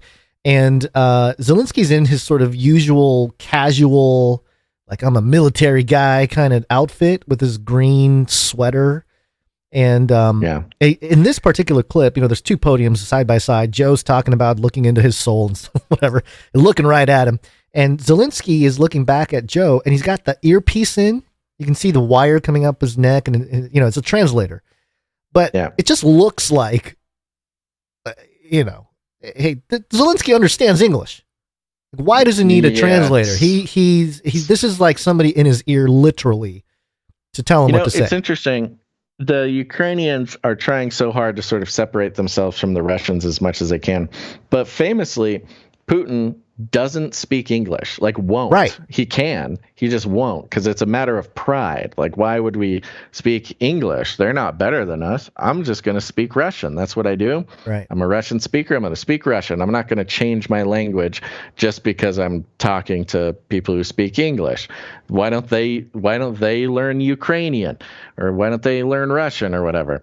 And so we've seen him speak English before, so it's weird that he doesn't here. Yeah. I also thought it was notable. Do you remember, I forget exactly where this was. I think it was like Biden's, at the very beginning of Biden's term, there was like the seal of the United States got taken off the podium and was replaced by the White House seal or something. The like laws, that. the rules behind when the seal is displayed and who's allowed to use the seal and for what reason. Yeah. Like all these laws around using the seal.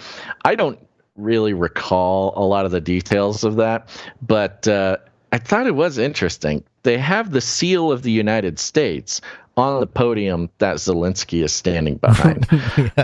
I don't know if that's normal or not, but it is kind of like, this is our guy. He's our guy. He's stamped. We are so entwined that we put our seal of the United States on Zelensky's podium. Well, and also it's very sports ball like when you introduce like a new coach or something. You always got the owner or the executive come in like, this guy's really going to make it happen. So it's kind of a similar type of vibe. But I had this New York Times article because I think it's indicative of what's taking place here. Apart from just, Zelensky doing his little walk at the White House. The New York Times, Congress proposes more than $44 billion for Ukraine. The spending bill unveiled Tuesday includes billions more for the country than President Biden had requested. Oh, look at that. Under promise, over deliver. The giant annual spending bill unveiled by Congress on Tuesday contains more than $44 billion in emergency aid for Ukraine, renewing the U.S. commitment to the country's defense as Russia's invasion grinds towards a second year. The new wave of aid for Ukraine, billions more than President Biden requested in mid-November, comes amid growing concerns among the country's backers about the depths of America's support. Some Republicans have questioned the massive spending, while some progressives have called for peace talks. Of course, the progressives want the peace talks. The aid package consists mostly of military spending, including nearly $20 billion to arm and equip Ukraine's forces and to replenish Defense Department stockpiles from which weapons are being sent to Kyiv. Some of that money would also be used to bolster the defenses of America's NATO allies to protect against further Russian aggression. Another $6.2 billion would support a surge of U.S. forces in Eastern Europe that Biden ordered after the Russian invasion, including thousands of American troops deployed to Poland and Romania. The omnibus budget bill, which includes the new Ukraine aid, funds the federal government into next year to avoid a shutdown. That's the $1.7 trillion omnibus, which is we're not going to talk about today, but just as a side note, that's twice as much as the entire market cap of crypto right now. Just to put it into context. If Congress passes it, U.S. aid to Kyiv since Russia invaded in February will amount to more than $100 billion, allocated over 4 emergency spending packages. Congressional leaders hope to win approval for the spending this week.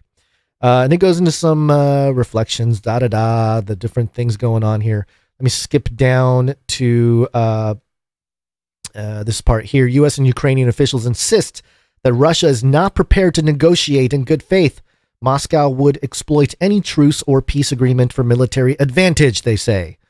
The measure does contain several provisions ensuring that aid to Ukraine undergoes closer oversight. Okay, so what's been happening up until this point? Not much oversight? Okay, all right. Admitting to that.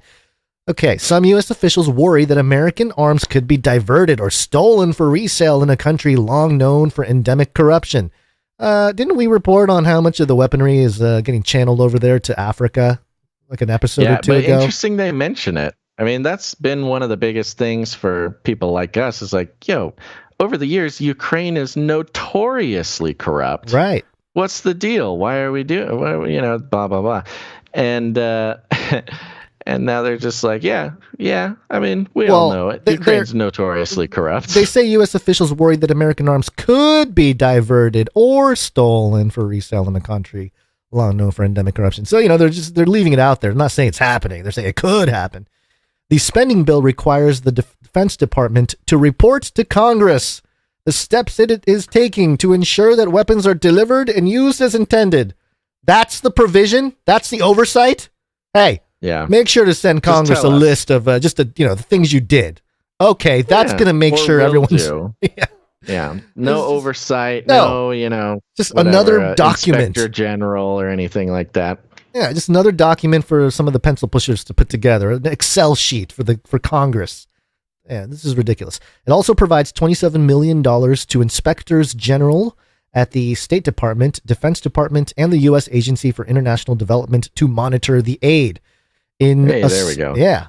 In a sign of concern about the West's ability to continue supplying Ukraine and maintain its own diminishing stockpiles of arms and ammunition, the package provides $675 million over nearly 3 years to expand and modernize weapons factories in the United States. Aha. There it is. That's the military-industrial complex just got money for their factories. Yeah, and this was the plan we've been saying that this is the plan all along, that they want to get rid of the supply that we have now, all the old stuff, get it out of here so we can fund for the new stuff, right? Several plants owned by the government and operated by private contractors date back to World War II or earlier, and modernizing them has long been a goal of the defense industry and the Pentagon. So there you have it. New York Times pretty much laying out like, the military-industrial complex is getting a reset with some of their infrastructure. Yeah, so build back better, baby. Government taxpayer-funded upgrades to their factories and, new factories built, all thanks, apparently not thanks to Trump's taxes, but thanks to our taxes. Yeah. So there you go. And along with that, you got this Politico thing here. Yeah, let me grab this Politico thing here. Let me get back to the correct document. Where are you, document? There you go.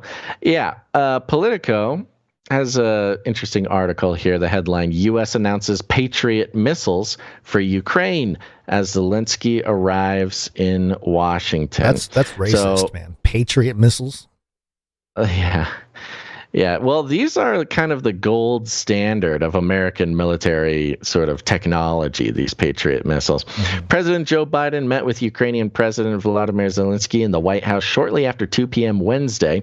That's right when we were starting the show, as the U.S. announced billions of dollars and additional weapons for Kyiv.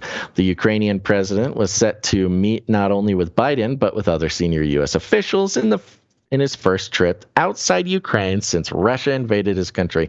So he did it. He stepped foot outside of Ukraine to come to the White House and have some tea. How many military people from the U.S. do you think it was part of the operation to get him safely to U.S. soil? Getting him out? Yeah, I have no idea. That'd be interesting to know, though.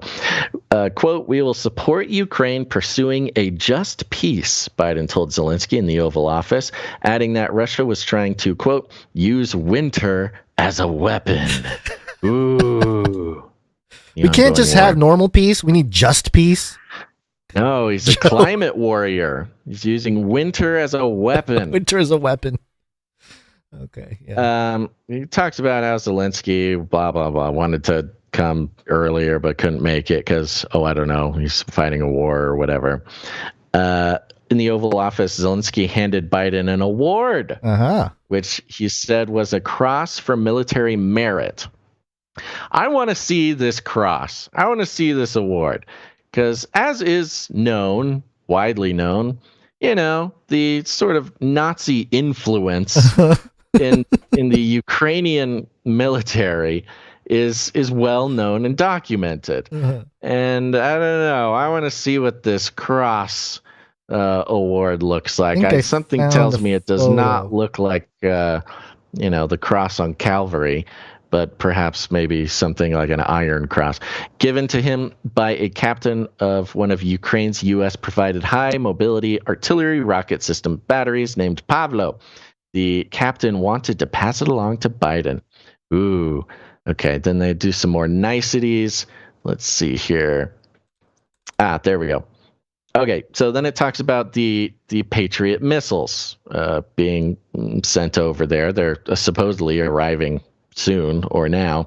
The transfer of the Patriot system will not only provide Ukraine with the capability to defeat Russian attacks at a significantly higher ceiling than before, but it's also a symbolic victory for Kyiv.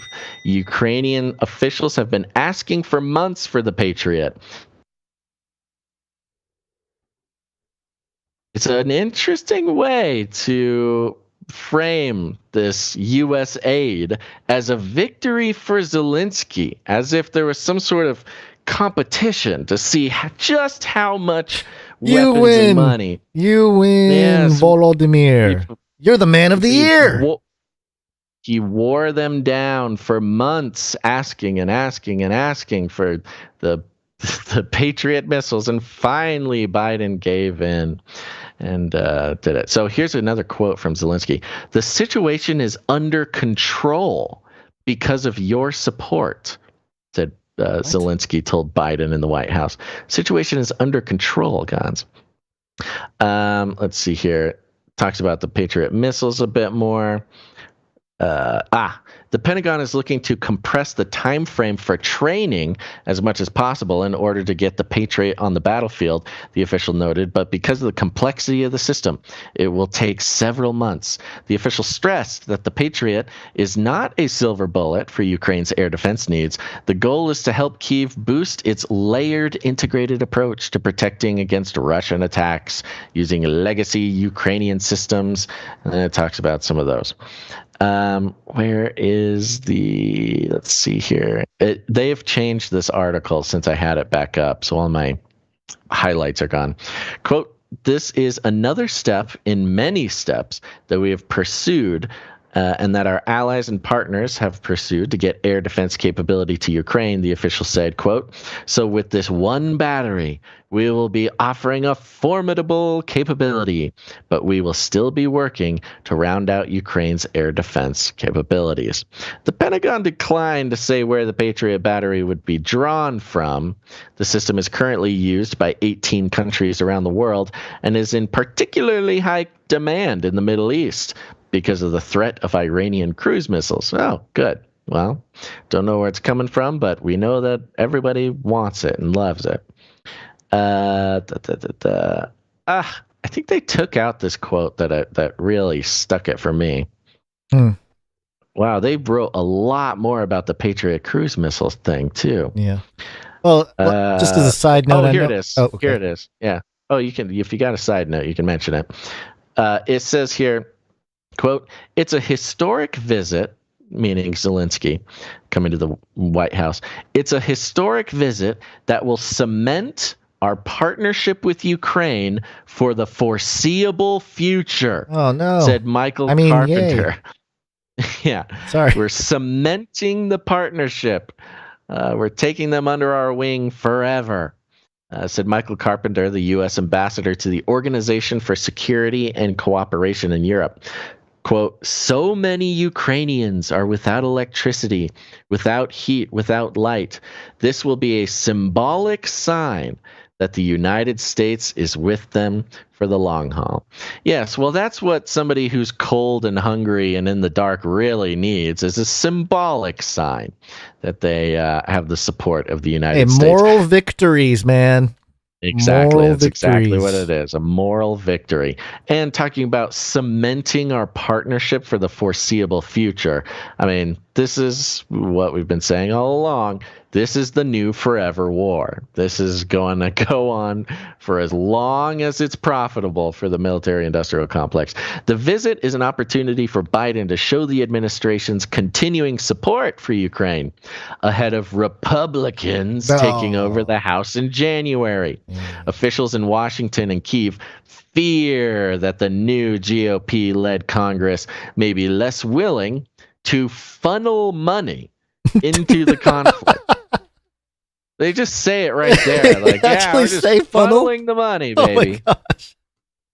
even as Moscow continues to bombard Ukrainian infrastructure, again, leaving millions of people without power. Ukrainian officials have expressed concern in recent days that Russia is planning a new offensive to take Kyiv as soon as January, using winter as a weapon. Gons. Yeah, well, we got a little, when we get to the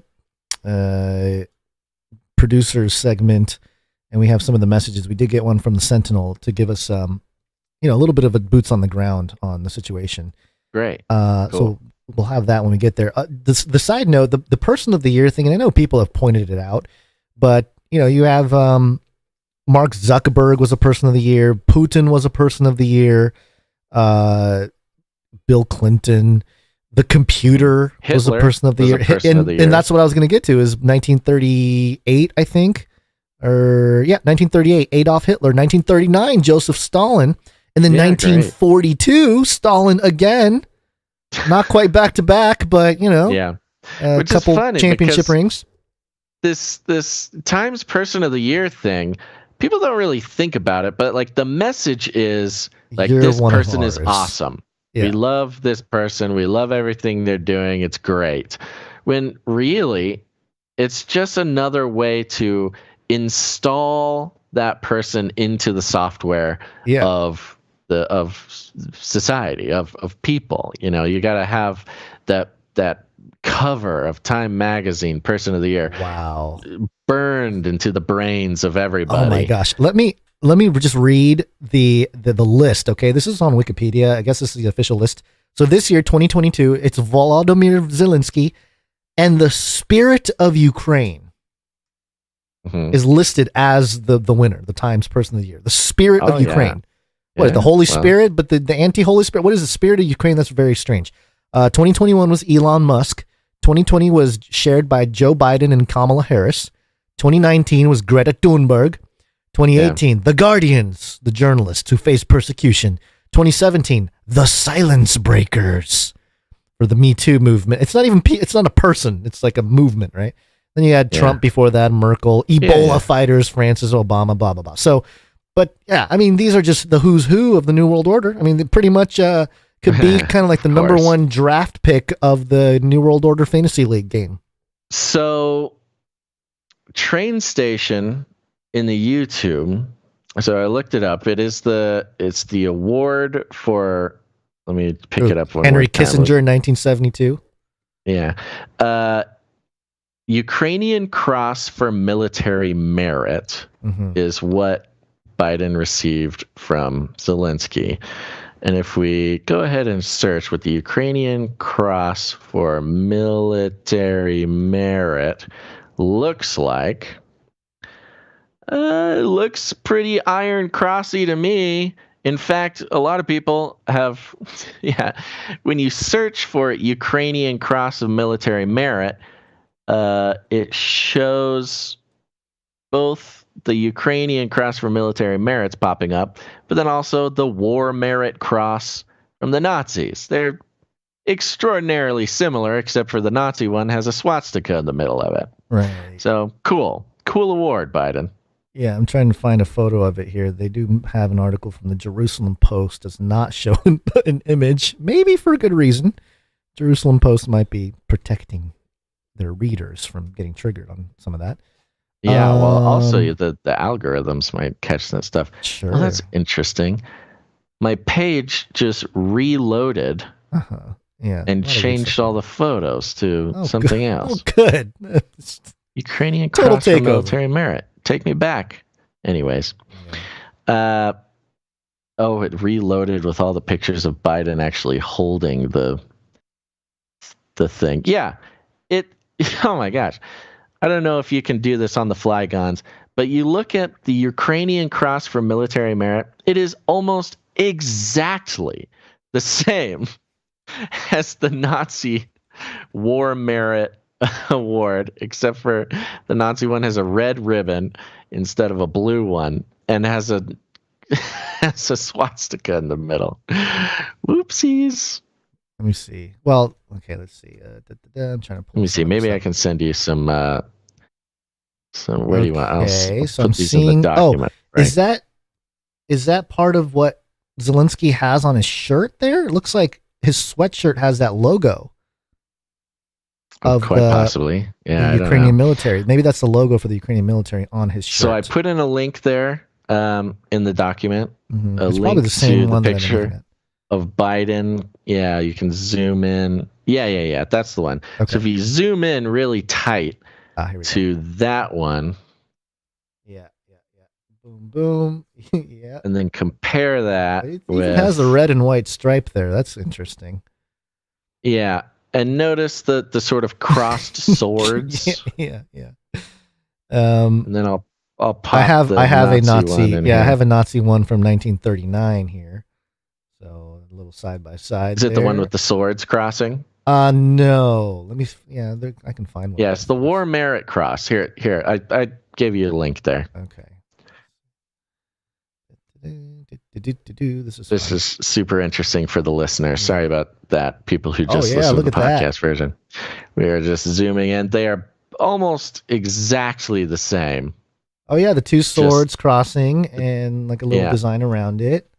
Yeah, except there's clearly a swastika in the middle in the Nazi one. Yeah, and it's hard to see what's in the Ukraine, whatever's in the Ukrainian I think it's the same symbol that's on Zelensky's sweatshirt. I think it's the Ukrainian I'm sure military. it's like the Ukrainian military something or other. Yeah.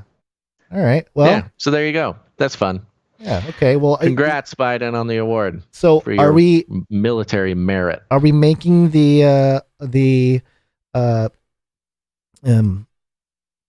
not inappropriate? Well, it might be inappropriate. I don't know. I don't know how to say this properly. Are we making the prediction that Zelensky is going to turn on us at some point? And I don't know. I mean, it has happened. I mean, that's the pattern. I mean, that's what Saddam did. That's what I'm saying. The pattern is they get championed. They're the good guy. We love him. We support you. And then they just start turning, And when they stop serving the interests of the United States, suddenly they turn into a terrorist. One quick note on this Politico article. Yeah. They mentioned that the aid package includes training. Right. For Ukrainians. Apparently, this Patriot missile takes 90 troops to run this one system. Oh my gosh, roll out the robots. Yeah. And so we're going to be training 500 troops a month. Now, they made a big point about Biden committing to not having U.S. boots on the ground. So instead of sending troops over there to train Ukrainians, we're taking 500 Ukrainians out of the country, training them somewhere else, and then sending them back in. Just a fun little bureaucratic detail there for why we're not actually at war with Russia. You got to keep it as a true proxy war, Sure. All right. Well, I think we've gone long enough here because it's time to party. Beat this dead horse. Canarycry.party. Go there. You will find a little tree of links to everything we publish, from videos to audio to how to subscribe to the podcast, how to support us, and the community.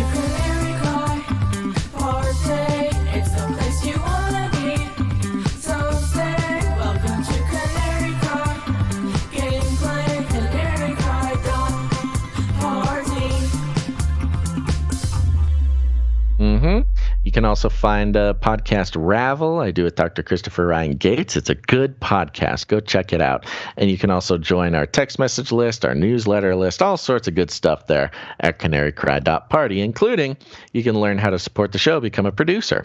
Let's thank some of those now. It's break time! Come on, take a break.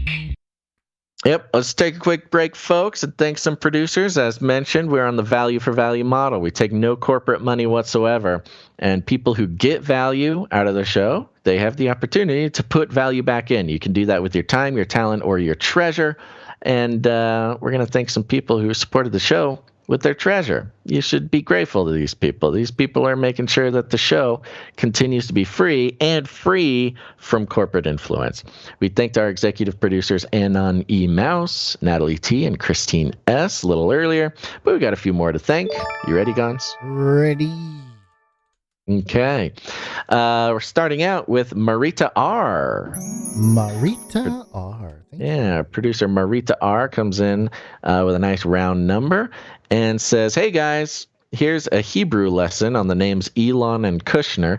Elon in Hebrew means oak and is only one letter away from the letter Yod from Elyon, which means Most High God. Kushner means light of Cush. Kush was Nimrod's father." Yeah, it's very interesting. Isn't Elon? I think Elon before comes from that Hittite line. That's also a judge. Also, and the other line being a judge. So there's some judge connections to Elon, which is interesting with what he's doing with Twitter right now. So anyway, interesting. Thank you, Marita R. Appreciate it. That's right. Thank you very much. Next up, we got Puddin22 coming in with a pocket full of sevens. Yeah, good to see you. Feels like it's been a while. No, she came in last week. Yeah, thank you very much, Puddin22. We also have, I think Liz. I think Puddin22 came in twice actually. Oh boy. Or do I have this mixed up? Oh, yeah. Puddin22 came in twice, one for the pocket full of sevens, and the other for 12/21. That's the date today, December 21st. Came in 12/21. Thank you very much, Puddin22. Thank you, Puddin22. I didn't see a message from Puddin22. Did you see a message that looks like a cat walked across a keyboard? No. No. Yeah. Okay. Well, thank you very much, anywho. Next up, we have producer Sir Morv, Now to the Burning Chariots, 11/11, 178 episodes in a row.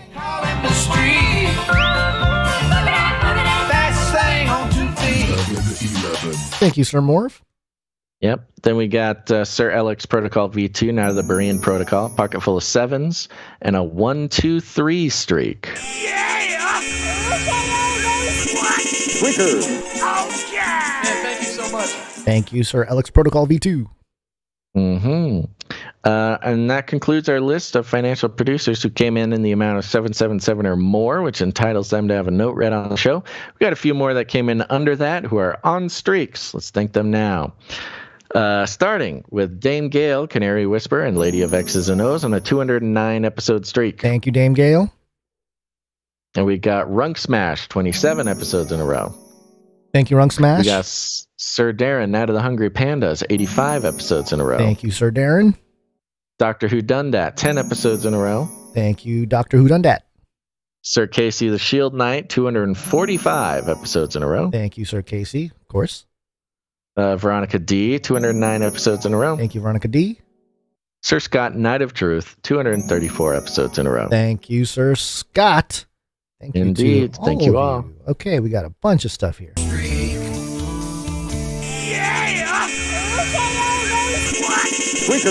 Oh, yeah! Thank you so much. Oh, yeah! Streakalicious. Women rule! And specifically for Runk Smash. I know we have still not shattered that highest and hardest glass ceiling, but someday someone will. There you go. There we go. And that concludes our list of financial producers. Thank you all so much. Remember, you can go to canarycryradio.com/support. canarycryradio.com/support. Thank you for your patronage. Shut up and take my money. Thank you for your patronage. Thank you for your patronage. Thank you for your patronage. Yes, it's wake-up time. Hey, yo, wake up. Here we go. Let's do some COVID PSYOP. It's Corona time. COVID-19, COVID-19, COVID-19, COVID-19, COVID-19, COVID-19, COVID-19, coronavirus. I am vaccine. Vaccine, number one way. PSYOPs. All right. Got a crazy article here, Bez. From the dailymail.co.uk. I don't know that I appreciate it. Maybe you will.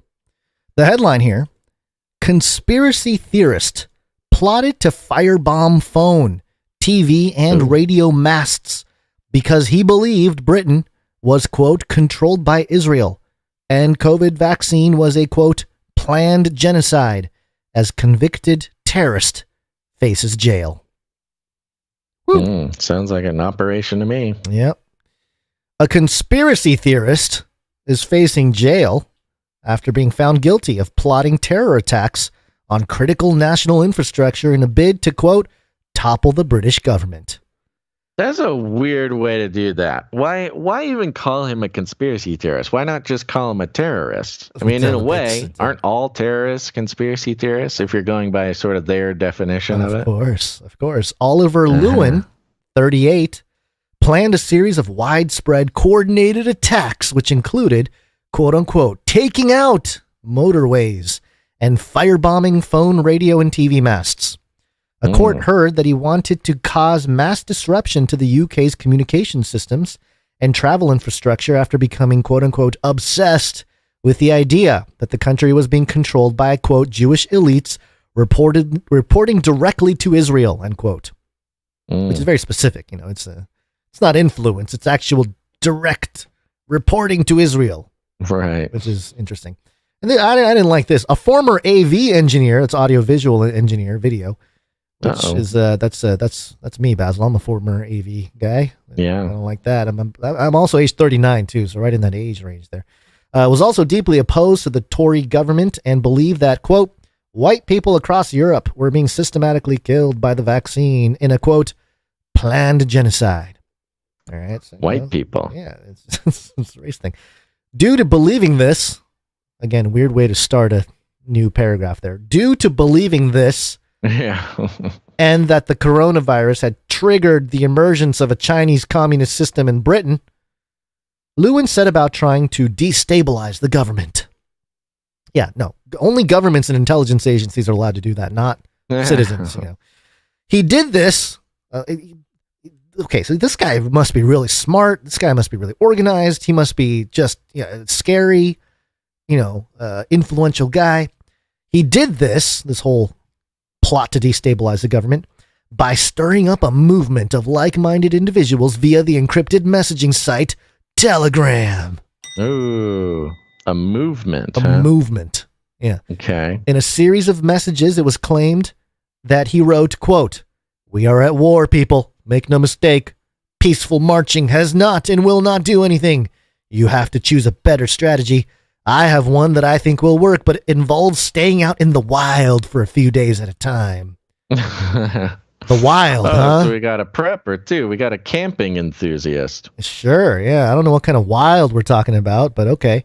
Annabelle Darlow KC told the court, quote, in 2021, Oliver Lewin was deeply opposed to the government of the United Kingdom. Mr. Lewin stated in terms that his goal was to topple the British government. Quote, he believed it was dominated by Jewish elites who took orders from Israel. At the same time, he saw the spread of coronavirus across the world as triggering as what he termed as the emergence of a Chinese communist system, end quote. Lewin discussed targeting the M1 and M42 motorways, and police later found him in possession of a manual on his laptop. Oh. He was in possession of a PDF file on his laptop entitled Civilian Resistance Operation, in which he encouraged readers to join his cause to commit attacks. Now, okay, there's a couple possibilities here before we go on. There's a guy, he's crazy, he really wants to topple the government, and he's hopping on Telegram and writing documents about how he plans to do it. And, the police are after him, and hey, he's a danger to society. We need to put him in jail. The other possibility is that he either is somebody who's having mental issues and is being assisted by someone in the intelligence apparatus to continue going down this path and perhaps incriminating himself by making comments in Telegram and whatnot. Or the third option, which is this guy is a total, complete intelligence guy who's just doing the things. Those are the options. Let me continue, and you guys decide what you think. I'll let you talk your opinion, Basil. He stated, quote, "For now, there are several things that we can collectively do to cause significant damage to the country and send a message that we are serious in our mission." Very strong words. Lewin made his preparations between July and August last year. Undercover officers also discovered, undercover officers, which means what? Maybe some informants? We'll see. Also discovered he had purchased military-style equipment. Of course. And he was found with 3 air rifles. Oh, no, not air rifles. And a rifle scope. What is he going to shoot some squirrels? Officers also seized a pistol. Okay. A pistol can be considered a real weapon. Not allowed in the UK, of course. Very strong gun laws. BB gun. Oh, no. A walkie-talkie. And binoculars. Binoculars and a walkie-talkie. Talk about military-style equipment. As well as packed rucksack to camp overnight. Oh, camping gear. He's going to be in the wild, remember? Lock him up and throw away the key. This criminal, because he was in possession of a PDF that said things, and then he also had a pistol, a BB gun, a walkie-talkie, and some binoculars. Miss Darlow continued, quote, "Mr. Lewin engaged in a reconnaissance of potential targets to attack, purchased equipment and tools, dug a hideout, and sought other persons to commit and or assist in committing acts of terrorism." Dug a hideout. I know. I'm very curious. Dug a hole? He dug a hole in the ground or something. Can't dig a hole. That's illegal. Lewin of Colville, Leicestershire, was trialed after being... Okay, I was going to make sure it said trialed and not trailed. After being accused of engaging in the commission, preparation, or instigation of an act of terrorism. Today, he was found guilty of the charge by a jury sitting at Birmingham Crown Court and will be sentenced at a later date. The trial was told... Yeah? Forgive me if I missed it or if we're getting to it, but so far, besides the possession of a gun, which I guess is pretty illegal, and I don't know what situation it is not illegal in the UK to have a pistol. I don't know why they had to add in all that other stuff besides just sort of giving the impression that he's a crazy person or something. Yeah. But I'm having a hard time understanding exactly where the planning came in. I guess he wrote what? He wrote the manifesto thing. About the PDF. How to take down the government. I mean, technically, destabilize. Well, see, I'm coming at it with an American lens is the problem, because they don't actually have free speech laws in the UK. Yeah, so they could technically get them on writing a PDF about, camping and airsoft guns or whatever. Even if it is, overthrowing the government, it's not illegal to write a PDF about overthrowing the government in America. But I keep forgetting it's the UK, where they technically do not have constitutional free speech. So I guess that could be, seen as something. So is it just like the Telegram channel? He's just chatting? That's what it looks like. They have yet to say that he actually recruited anybody or that he actually tried to. said Yeah, it's something. all about how he tried to do it. Okay. Yeah, but and the trial he was accused of engaging in the commission, preparation, or instigation of an act of terrorism. So it's very Minority Report-ish, like you're planning it. So he's, okay. Yeah. So he was found guilty. The trial was told that Lewin, who previously installed and maintained radio masts, carried out meticulous research online into systems to identify weaknesses of the mast. Oh no, he did research online, Basil. He's a crazy person. He also carried out on-site research during reconnaissance. I love that they're calling it a reconnaissance mission in his local area, and even built a hideout so he can hide from police helicopters. What? Okay. Yeah. All right. Okay. Again, I don't know why that's illegal. But one of his plots, including damaging a culvert, which disrupted water flow underneath the M1 motorway. He carried out training exercises. Here's the thing that when I was reading this, I was like, what? Okay, here's what it says. He carried out training exercises, taught himself to walk in the dark, and how to avoid traveling and how to avoid traveling by road at night. He lurks in the bushes. Going on hikes at night is what this guy is. Criminal offense. He's going on a hike at night. And how can he walk in the dark? He learned how to. He taught himself to walk in the dark. I don't even understand what that means. I mean, I can't get up in the middle of the night and use the bathroom. You got to turn on a light. You can't walk in the dark. Your legs don't even work. How do we know it's physical darkness? Maybe they're talking about how he learned how to walk in some kind of occult darkness. Lewin, who also claimed in Telegram chats he was ex-military, was arrested on August 25th, where he claimed he was only a fantasist. Oh my gosh, I keep having trouble with this word. A fantasist. Someone who just fantasizes about taking over the government. Fantasist, yeah. Okay. Head of Counterterrorism Policing West Midlands CTU Detective Chief Superintendent Mark Payne said after the case, quote, in interview, Lewin claimed he was a fantasist. But it is clear he took the steps to carry out reconnaissance of targets to attack, bought equipment and tools, dug hideouts. Yeah, it's all those hikes. All those illegal night hikes he was going on. No, they're reconnaissance, okay? Bought equipment, dug hideouts, and tried to recruit and train others. Tried to, which clearly means nobody was on that train. Yeah, clearly means nobody bit the bait. He wanted to advance a political cause by damaging property and wiping out media organizations. Extremists use this kind of ideology to create discord, distrust, and fear among our communities. And we strive to counter this. Thanks, guys. Nick Price, head of CPS Special Crimes and Counterterrorism Division, also said Oliver Lewin planned to commit a terrorist attack on our nation's infrastructure by amassing a huge amount of equipment. Huge amount. He had 3 BB guns, okay? BB guns and binoculars. It's kind of like the AR-15 conversation. Tell me why a citizen needs an AR-15. Tell me why one guy needs 3 BB guns, okay? Just tell me why. I mean, unless they're not telling us some stuff that he had, amassing a huge amount of equipment does not sound like an accurate description of what's going on here. And undertaken reconnaissance. There's that word again, reconnaissance.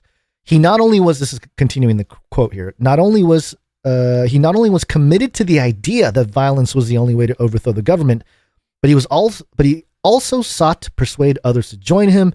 These beliefs are extremely dangerous, and I'm pleased that a jury has found him guilty of these crimes. Crimes of thinking dangerous thoughts, pleased. Basil. I mean, it's not even open for interpretation. It's just like, no, he had these thoughts. It's a crime, and we're glad he's going to jail. Lewin is due to be sentenced on January 20th next year. Yeah. That's what you get in the UK, man. That is very, it seems like a message to me. It's more like they're sending a message to other fantasists. Mm-hmm. Hey, don't buy too many pairs of binoculars and walkie-talkies. You can dream about overthrowing the government, but don't even think about getting a BB gun. Yeah, and given the context of the whole Stanford word list from earlier, I mean, you can argue that some of the way he's, because some of his messages, I mean, obviously it sounds like he was quote unquote incriminating himself in a way, and by being very provocative in chats and stuff. But that's, that again, there is room for some sort of allegorical you can either be a prepper or a troll. You can't be both. Right. Okay. Well, if there's one lesson that everybody takes from this show, is you can either be a prepper or a troll. If you're both, you're going to jail. You're going to jail.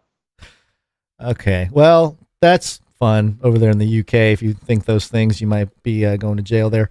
A couple real quick, I guess positive. I mean, positive is I don't know, not fully positive, I suppose, but good news in a sense. USnews.com, appeals court says U.S. cannot mandate federal contractor COVID vaccines. Hallelujah.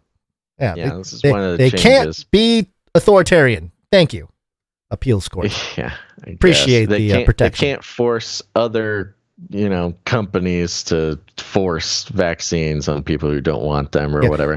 It makes sense. I mean, that one's been contested for a couple of years now and finally went through. So that's good news. One by one, these mandates keep dropping. Yeah, one of the things that was mentioned in the article about the surveillance apparatus that I was doing while you were on the phone call was that in China, the head CCP government, sort of the equivalent of the federal government, so to speak, did sort of back off on all the restrictive mandates, but the local cities and just the local governments are all still using the app and still enforcing. So it's literally decentralizing the authoritarianism to the local governments. Yeah, and so it continues. Decentralization is a good strategy. It's a good strategy. Yeah. So in that context as well, the decentralization is happening differently in America. There are pockets of different types of legislative or bureaucratic application, depending on what state you're in, what city, what county, all that kind of stuff. And then real quick here, just because, whenever this happens, it's sort of a point to mention. The Washington Post, regular exercise protects against fatal COVID. A new study shows. Washington Post? Yeah. What is Washington Post doing spreading all this Joe Rogan nonsense? This is one of Joe Rogan's big things he was pounding for. Yeah, well, they want got called a crazy person. Washington Post has gone full Joe Rogan. Oh, they want the Rogan clicks, man. Yeah, they want the Rogan clicks. They knew that this would get Joe's attention. Turns out the horseman was right all along. Horseman was right. Yeah. Exercise and vitamin D both have now been proven to protect against fatal COVID. Okay, Washington Post, sure. Mm-hmm. I'll throw it to you with the Crispr stuff. Crispr. Cas9. 'Cause I'm DNA.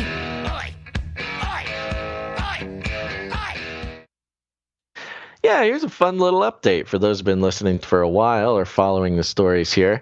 Our buddy's back. He Jinkui, whatever his name is.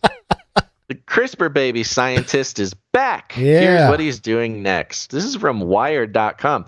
And they call him the CRISPR baby scientist. Isn't that what we called him? That's what we called him. Okay. Yeah. Okay, Wired. Yeah. He's back. He Jinkui discusses his plans for finding cures.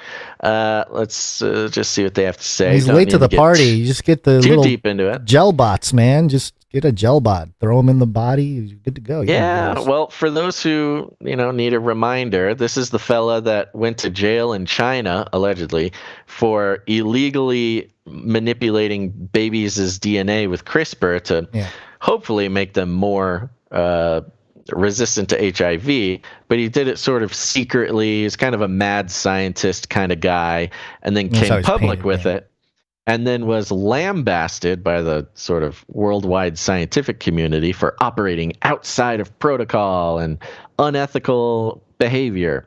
In November of 2018, Chinese scientist He Jinkui shocked the world when he announced, first on YouTube and then at an international scientific gathering in Hong Kong, that he had used CRISPR to alter the genetic makeup of human embryos, which were used to establish pregnancies and resulted in the birth of the world's first gene-edited babies.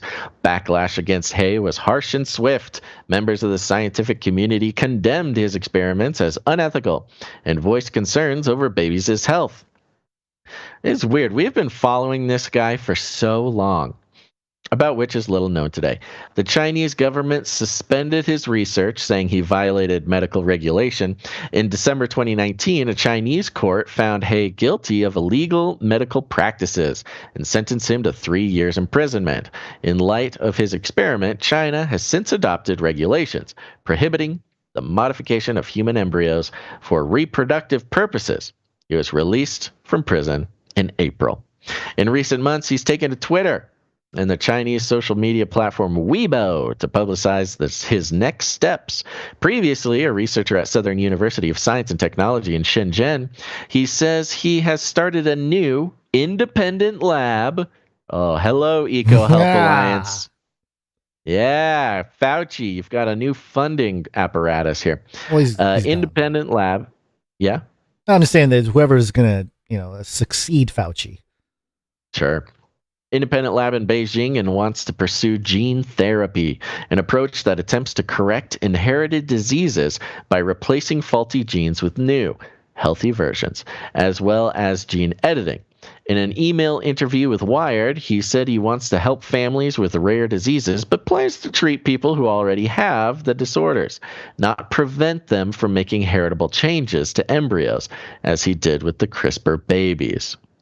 Okay, he's being very careful. He wants to keep editing DNA, but he doesn't want to do it to babies. The first disease he wants to tackle is Duchenne muscular dystrophy, or DMD, a rare and devastating genetic disorder that causes gradual muscle loss and almost exclusively affects boys. Sexist. Quote, they are suffering. He wrote in his email, I want to help them. He would not say how his lab is being funded or whether he has faced any challenges in raising money, but he said he has hired 3 employees and will be bringing on more. On Twitter, he said he hopes to raise 50 million yuan and launch a clinical trial for DMD by 2025. And he told Wired that he wants to make gene therapy more affordable.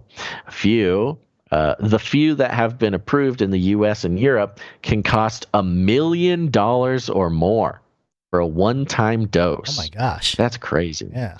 Quote, the gene therapies we developed will be offered by a not-for-profit organization, and it is going to be affordable to most families. Uh-oh. Watch out, buddy. Yeah, I was going to say. The pharma gang is going to break your kneecaps if you make these things too affordable. He told Wired, though he didn't address specifics on how he plans to do that. So it talks a little bit about that. Then it goes into the worldwide scientific community and what they think about letting back into the club, just for a taste. Some scientists and ethicists thinks he deserves a chance to prove he's capable of producing scientifically valid and ethically sound work. Quote, his case is publicly known enough that the world will judge his credibility, says Sheila Jasanoff, professor of science and technology studies at Harvard University. Quote, I think anything he says will be treated with considerable skepticism, but she doesn't see a moral basis for banning he from publishing future work if his research holds up to peer review process. Others have concerns about Hayes' plans. Quote, I would not want this guy anywhere near any sort of clinical trial or in a context in which therapies are being developed and given to patients, says Kiran Musunuru, a cardiologist and gene editing expert at the University of Pennsylvania, who authored The CRISPR Generation, a book about the history of gene editing in Chinese babies. So she wrote the book on the guy.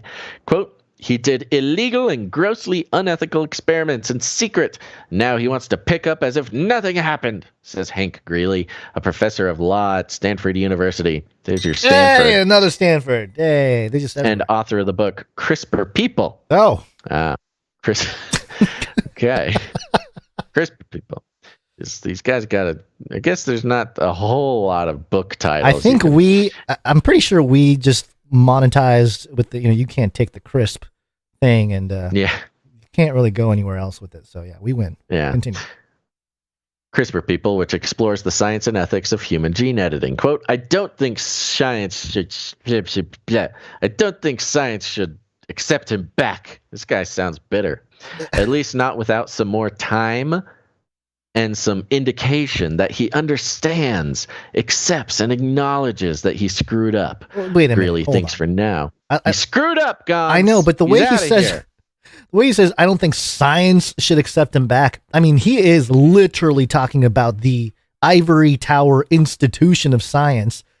They should capital he's S talking the about science. the religion. Yeah, the He's religion. talking about Because scientism. anybody can do science. You don't have to be accepted into the community of science to do science, but okay. Gons, This guy thinks he is science. Is that attitude that Another had guy. He Jinghui thrown in jail in the first place? And another guy who thought he was science. Yeah. And it kind of goes, there's an interesting take on it here. Kirksey, a different scientist, takes a sympathetic view of Hay, whom he sees as someone who was a scapegoat for a scientific community that was already moving in the direction of creating children with edited genomes to prevent disease.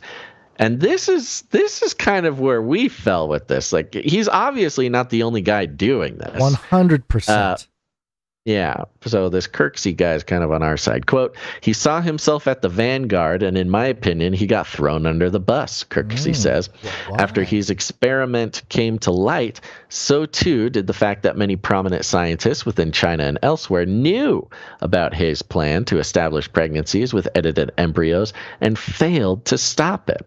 So you've got, I think there's an interesting sort of corollary there with, the scientific community kind of keeping quiet about certain, shenanigans going on simply to protect the community. Yeah. One last thing here, just a comment that he made, because there's not much else about it. But let's see. In his replies to Wired, he's talking about Hay here. In his replies to Wired, he did not directly address his previous CRISPR work, but seemed to acknowledge indirectly that he'll have to work to establish trust within the scientific community. He has been widely criticized for carrying out his CRISPR experiment in the relative secrecy and failed to obtain proper ethics approval or informed consent from participating family. Now, he wrote, quote, my research will be transparent and open. So there's your transparency there, and the currency of trust.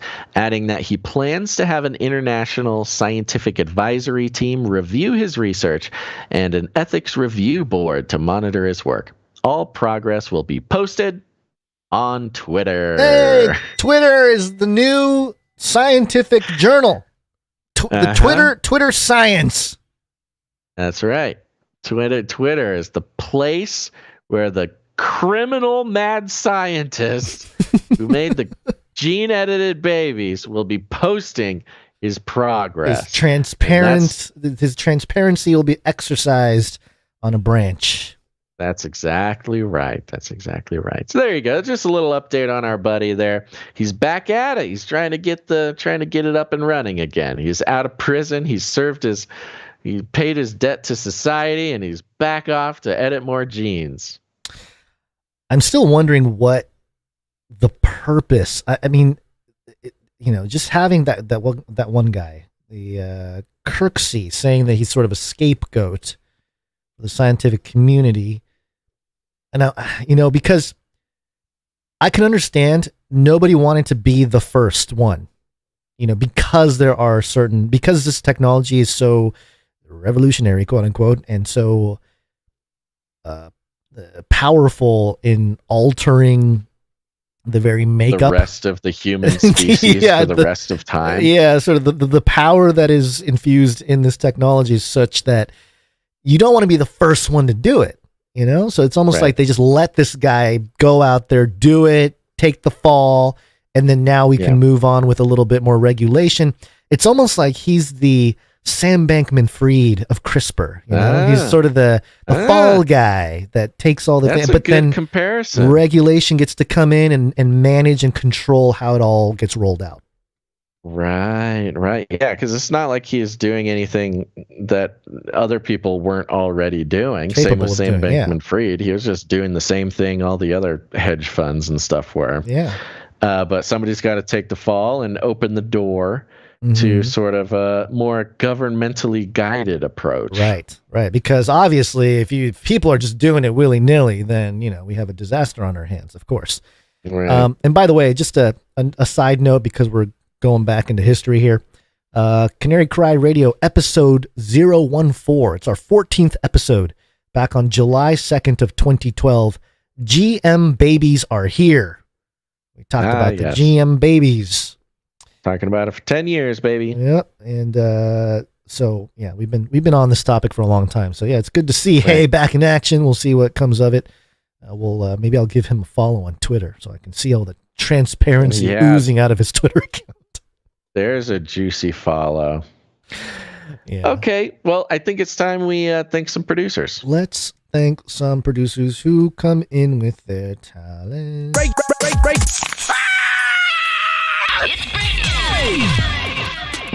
This is break. Don't just consume the content, but Become the content. Become the content. Take a break. yes, become the content. We ask our talented producers to step forward and provide value back, if you do receive value from the show, by building the culture behind the community here at Canary Cry News Talk. All we ask is that you make it for the show. The first thing we're going to do is some speak pipe action. Please leave a message after the tone. At the tone, please record your message. Leave a message. Beep. Message. Go to canarycrynewstalk.com or any page on canarycrynewstalk.com, and you'll see a green tab on the right hand or the bottom of the page. Click on it. It'll give you a little pop-up window, and if you click record, you will be able to record a 90-second message that will be sent to us, where we will be able to play it or not. It's up to us. We control you. We control your message. We have we have one from the Sentinel here. Can't get a straight pitch out of this guy, people. Yeah, I know. I'm just seeing if you're paying attention. The Sentinel coming in with a message here. Hey, Basil and Gons, Canary Cry family, what's up? It's the Sentinel. I just wanted to give some quick food for thought about our Russia-Ukraine stuff that's going on, the persecution of the church specifically. I heard it last Friday, but I think it's just important because having done some work over there and still tied into the networks over there for the kingdom, for the Lord, I have maybe a unique insight that some, but not all of our family members here have. So I just wanted to say real briefly that there was a schism in 2018 that will really help you understand why the Russian Orthodox Church and Ukrainian Orthodox Church are no longer in communion, so to speak, with the Eastern Orthodox Church. And they basically act as intelligence gathering arms of the Kremlin in a way to extend Russian influence in Ukraine. And it really has nothing to do with the persecution of Christians, so to speak. And where I'm getting this information is from a really reliable network of believers, of Christian believers who operate in Ukraine with military and government experience. So these Russian Orthodox, now Ukrainian Orthodox churches, they're loyal to Moscow.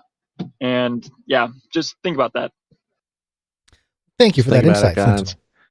Yeah, well, that was actually included in the RT article that we read at the moment, during that report. So yeah, that is the sort of common understanding about those churches, that they are more spy organizations than real church or something like that. Sure. Yeah. Well, and that's sort of the rub of any kind of, using the church in any context. I mean, it happens in the U.S. If you look at some of the history of some spin-off Catholic churches, not Catholic, the whole of Catholicism, but there have been occultists and stuff who have created what look like just Catholic churches or something, Sure. The whole thing. But even our own government using, the faith leaders to accomplish, to gain public trust for certain strictly sort of governmental and often corrupt changes. So that's certainly not uncommon. Yeah. So thank you for that, though. I appreciate that. We also have a message from Rochelle. Happy Wednesday, Canarians. today, with all that Christmas stress, I just wanted to have a little fun today. Like most of us, I was a terrible heathen until Jesus got a hold of me. And he puts a mirror right in front of you and makes you change. Music was a stronghold for me. I love music. And sometimes what I ended up doing was just changing the words and keeping the tune in my heart. I would not put scripture in there. That might be blasphemy or something. But anyway, see if you can guess what tune I've substituted these words for. Satan comes as an angel of light, but he rules the darkness. He'll run your life off a cliff at night. Your strongholds he will harness. And the liar promises heaven, but we know the end. We just don't know when. Satan rules with a smooth-tongued snake who tricked Eve in a garden.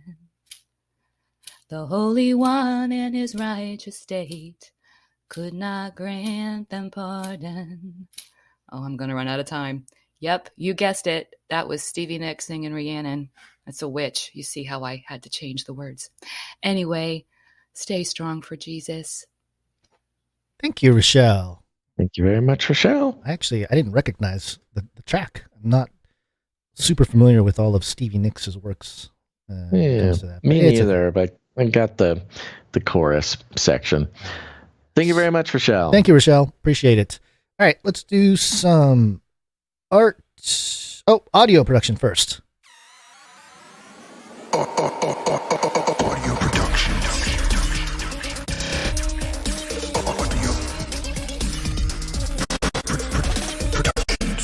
Yes, we have our audio producers coming in. We want to thank Caleb again.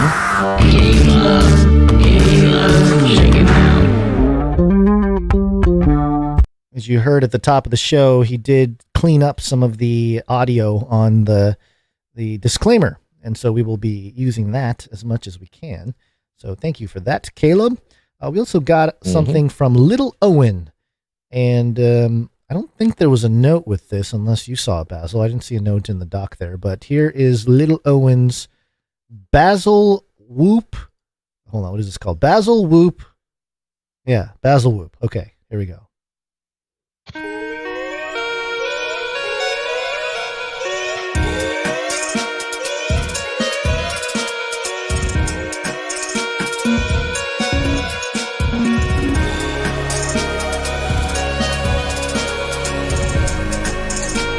Ooh.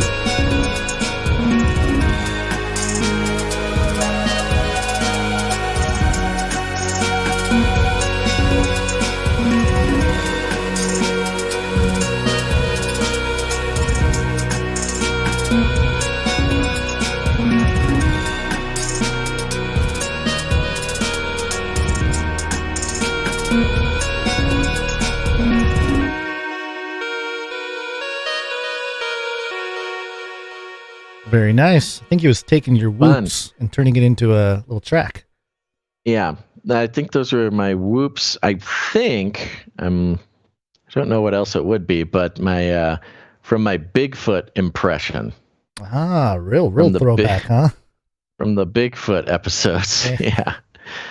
Let me just check something real quick. I thought maybe we had a message from this fella, but I might be Little Owen might be making it up.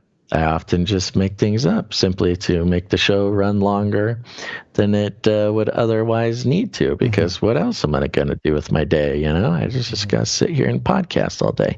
Nope. Okay. I'm not seeing it. So there we go. All right. Well, thank you, Little Owen. Thank you very much. Appreciate it. Doing some art now. One art, please. We start with Sir Dove.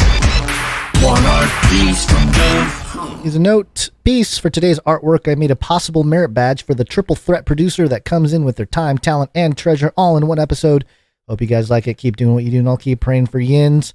Dove. P.S. The statue inside the chest is the Nebuchadnezzar statue from episode 350's artwork. Wow. Yes. Throwback. Yes. I remember that. Yeah. Thank you very much, Sir Dove. Let's see here. Sir Dove has another merit badge, Canary Crime merit badge for the triple threat, coming in with your time, your talent, and your treasure to produce the show. We appreciate that. I know we have a number of triple threat producers. In the middle of the badge here, you've got a canary dressed like a pirate, which is hilarious. In one hand, he's holding a hourglass to signify your time. In the other hand, he's got a painting easel to signify the talent, and then the treasure chest right in front of him with the Nebuchadnezzar statue there, signifying the treasure. Up in the, let's see here. The little logo on his tricorn pirate hat there is the canary and crossbones logo, which I love it when stuff like this shows up. And then I'm trying to see if there's a little treasure map on the bottom. There's there. A little treasure map. Yeah, okay. I don't see any reference to a previous piece of work. But thank you very much, Sir Dove, for the triple threat producer merit badge. Stay tuned. Yeah, lovely. Thank you, Sir Dove. Okay, next up we have Sir Darren, Knight of the Hungry Pandas. He says, Happy Wednesday. It is Wednesday, my dudes. He says he has a new video. Yeah. Yeah. This is awesome. Yeah, I'll play a few seconds here. I stuck this in the newsletter today for everybody. Very good. All right. For those of you watching, it's it'll be more for people viewing it, but there's some audio to it too.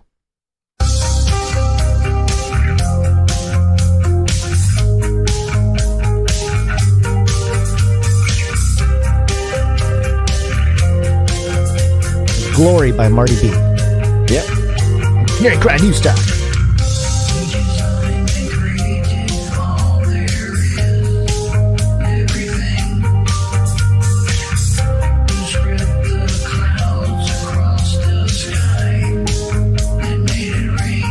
This is great. Yep.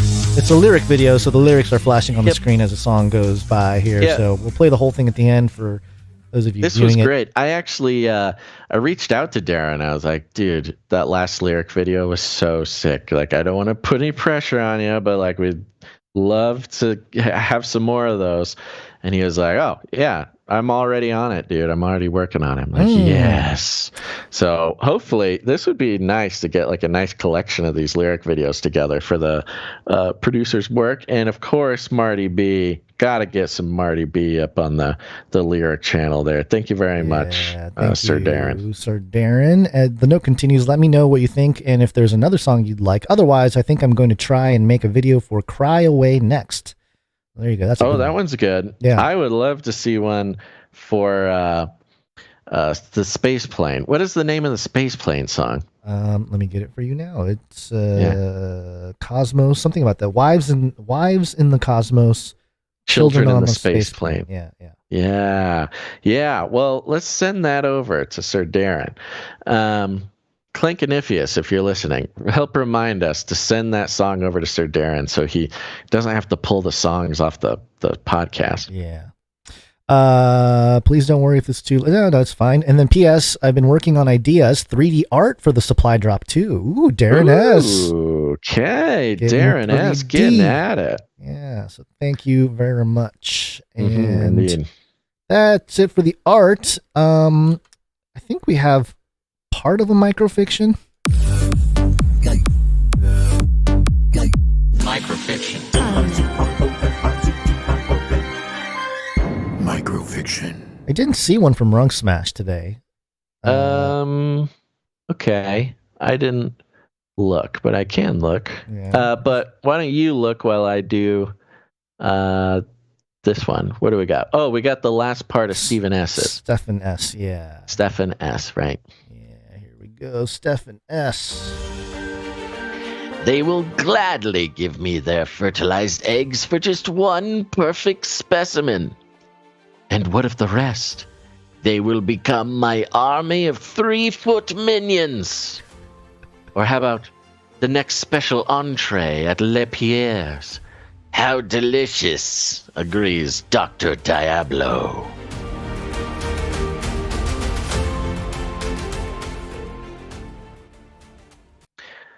Some evil convo. Yes, the mad scientist, Dr. Diablo, continues to plot his plans, which apparently include minions. Is your kid into the minions thing? No. Okay. Just cute little banana guys. They're into koalas right now. I'm totally happy with koalas. Runk Smash usually often sends his. Yeah, I know. I checked the proton other. mail. Yeah, I did check it. Yeah, I didn't see anything. Okay. There, so. All right. Well, maybe he's busy. Thank you very much, Stefan. Stefan S. Yep, thank you very much. Yes. And that does it for all the producers who came in with their talent. Appreciate all of you. Yep. Thank you to all the producers who came in with their time. Their talent in this case. And if you're a creative person, an artist, a musician, or whatever, go ahead and create something for the show. Head on over to canarycry.art to upload it through our artist portal. Yes.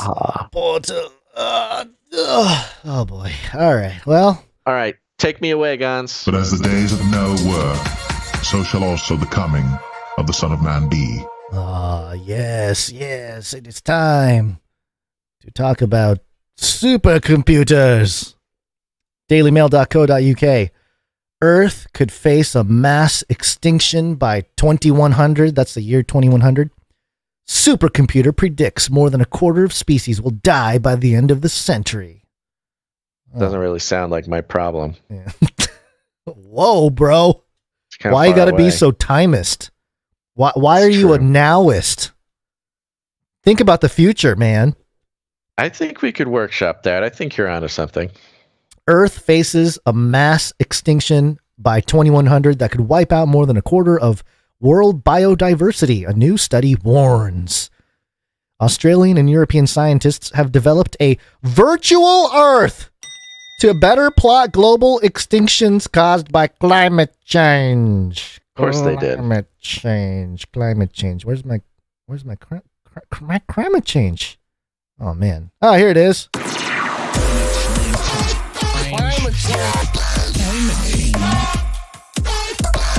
Climate change. Since the beginning of time, man has yearned to destroy the sun. I will do the next best thing. Block it out. Daddy. Climate change. Climate change. A mass extinction. The results point to the loss of 10% of all plant and animal species by 2050. Rising to 27%. Why does it say percent? 2 words. That's a way you can write it. Yeah. By the end of this century. The scientists blame over-exploitation of resources, land use change, over-harvesting, pollution, climate change, and biological invasions. Cow farts. I was thinking COVID.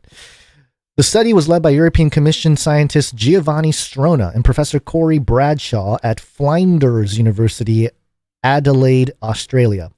The academics say the planet has already entered its 6th mass extinction event, driven by human activity and climate change. I think we've talked about that before.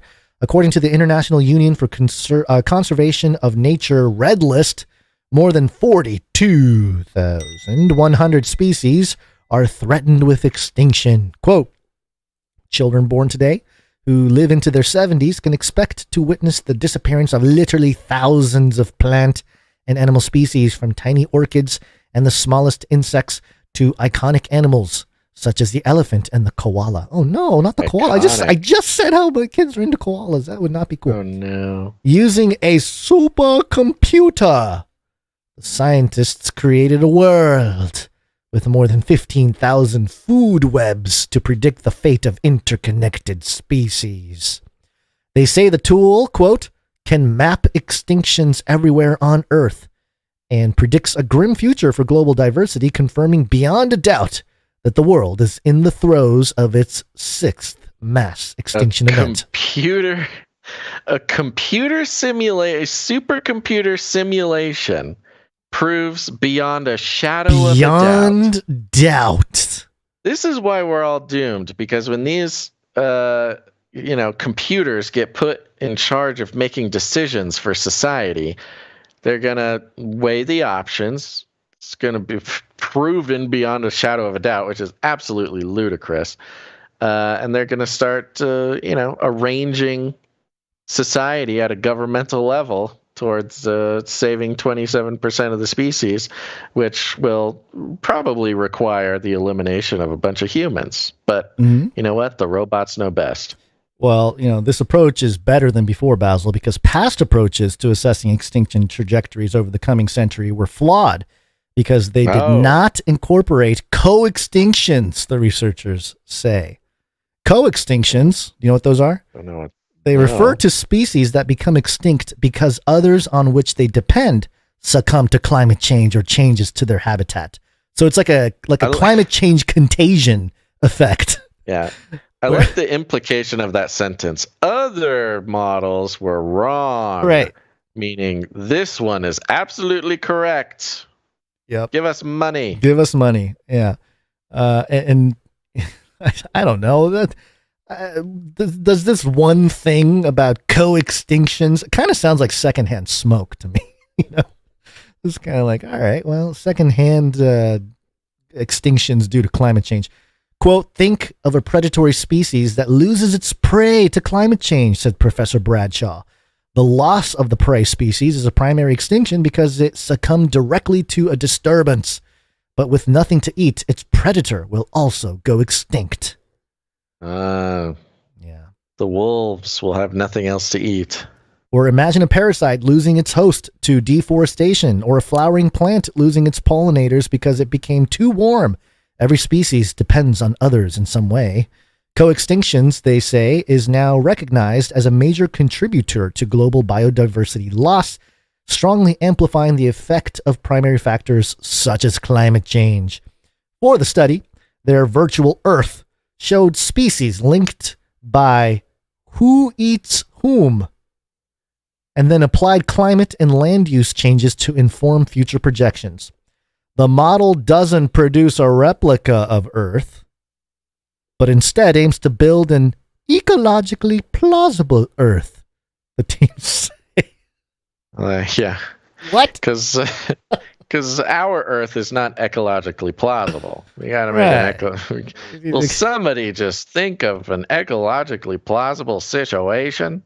It treats insects as non-depletable resources, even though there's growing evidence that invertebrate populations are declining globally. Essentially, this is a quote, essentially we have populated a virtual world from the ground up and mapped the resulting fate of thousands of species across the globe to determine the likelihood of real-world tipping points, Professor Strona said.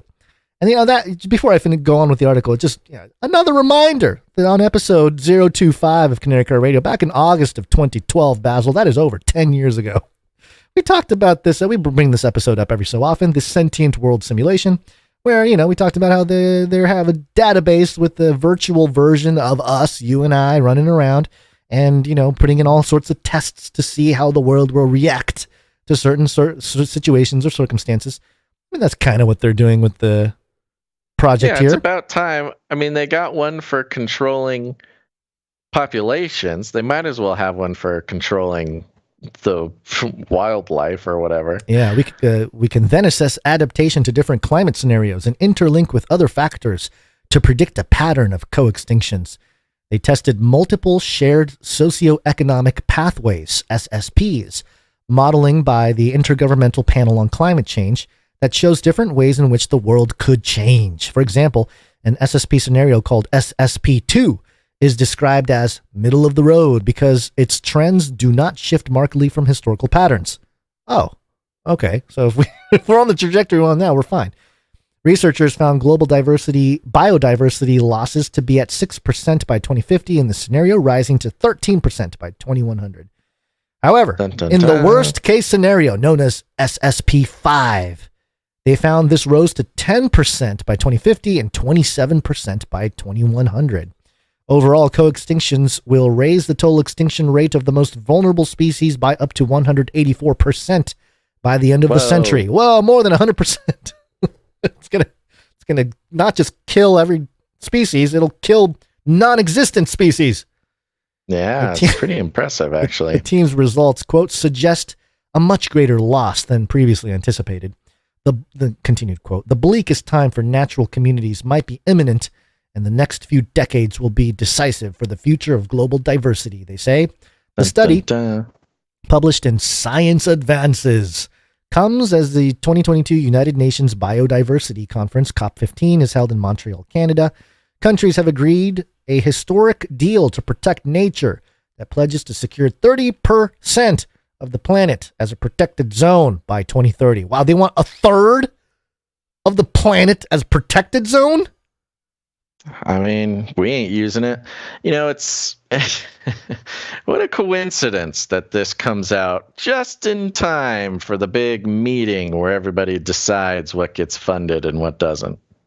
I'm looking up a passage. Because a third, that's an interesting number, you know, 1/3 or 30%, it's close to 33%, you know. 1/3 is the amount of land mass. There's 2/3 ocean, 1/3 land mass. So technically, they can just save all of the land mass and let the humans have the oceans. So they're going to, every land mass is going to be considered a protected zone. I mean, that's probably what they want. We right? all got to move to the oceans like that movie Waterworld. Okay, then that'll work because we'll have the GMO babies who will have gills and can swim down and get dirt. That makes perfect sense. Yeah. This is from Revelation 8:12. The fourth angel blew his trumpet, and a third of the sun was struck, and a third of the moon, and a third of the stars, so that a third of their light might be darkened, and a third of the day might be kept from shining, and likewise a third of the night. I thought there was one. Oh, woe to those who dwell on the earth. Man, I thought there was something. Oh, I think it's the passage or the verse before this. Yeah, it's about wormwood and all that. The name of the star is Wormwood. A third of the waters became wormwood, and many people died from the water because it had been made bitter. A third of the waters. It's just an interesting number for the UN to be like, we got to protect the third. It must be a protected. The third of the planet must be a protected zone. Is that the third that gets destroyed by God's judgment? I'm just asking questions here, Basil. Just asking the questions, folks. Just asking the questions. Yeah, supercomputer, right? Yeah. By the way, this article. I'm happy for these guys. They're all going to be millionaires soon. Oh, I know. They're getting all kinds of funding from the UN to create more data for their policies. 542 was when this was published. A lot of 42s once today. again. Yeah. Once again. Yeah. All right. Well, sounds good, Guns. I got to start packing my bags. Yeah. Head out to the hospital. Yeah. So, thank you, everybody, for tuning in to this episode of Canary Cry News Talk. Thank you to our producers of all kinds. But we do have a few more producers to thank who produce with their time. Yes, we do. Starting with the Clippies. Oh, yeah. Clippy on those videos.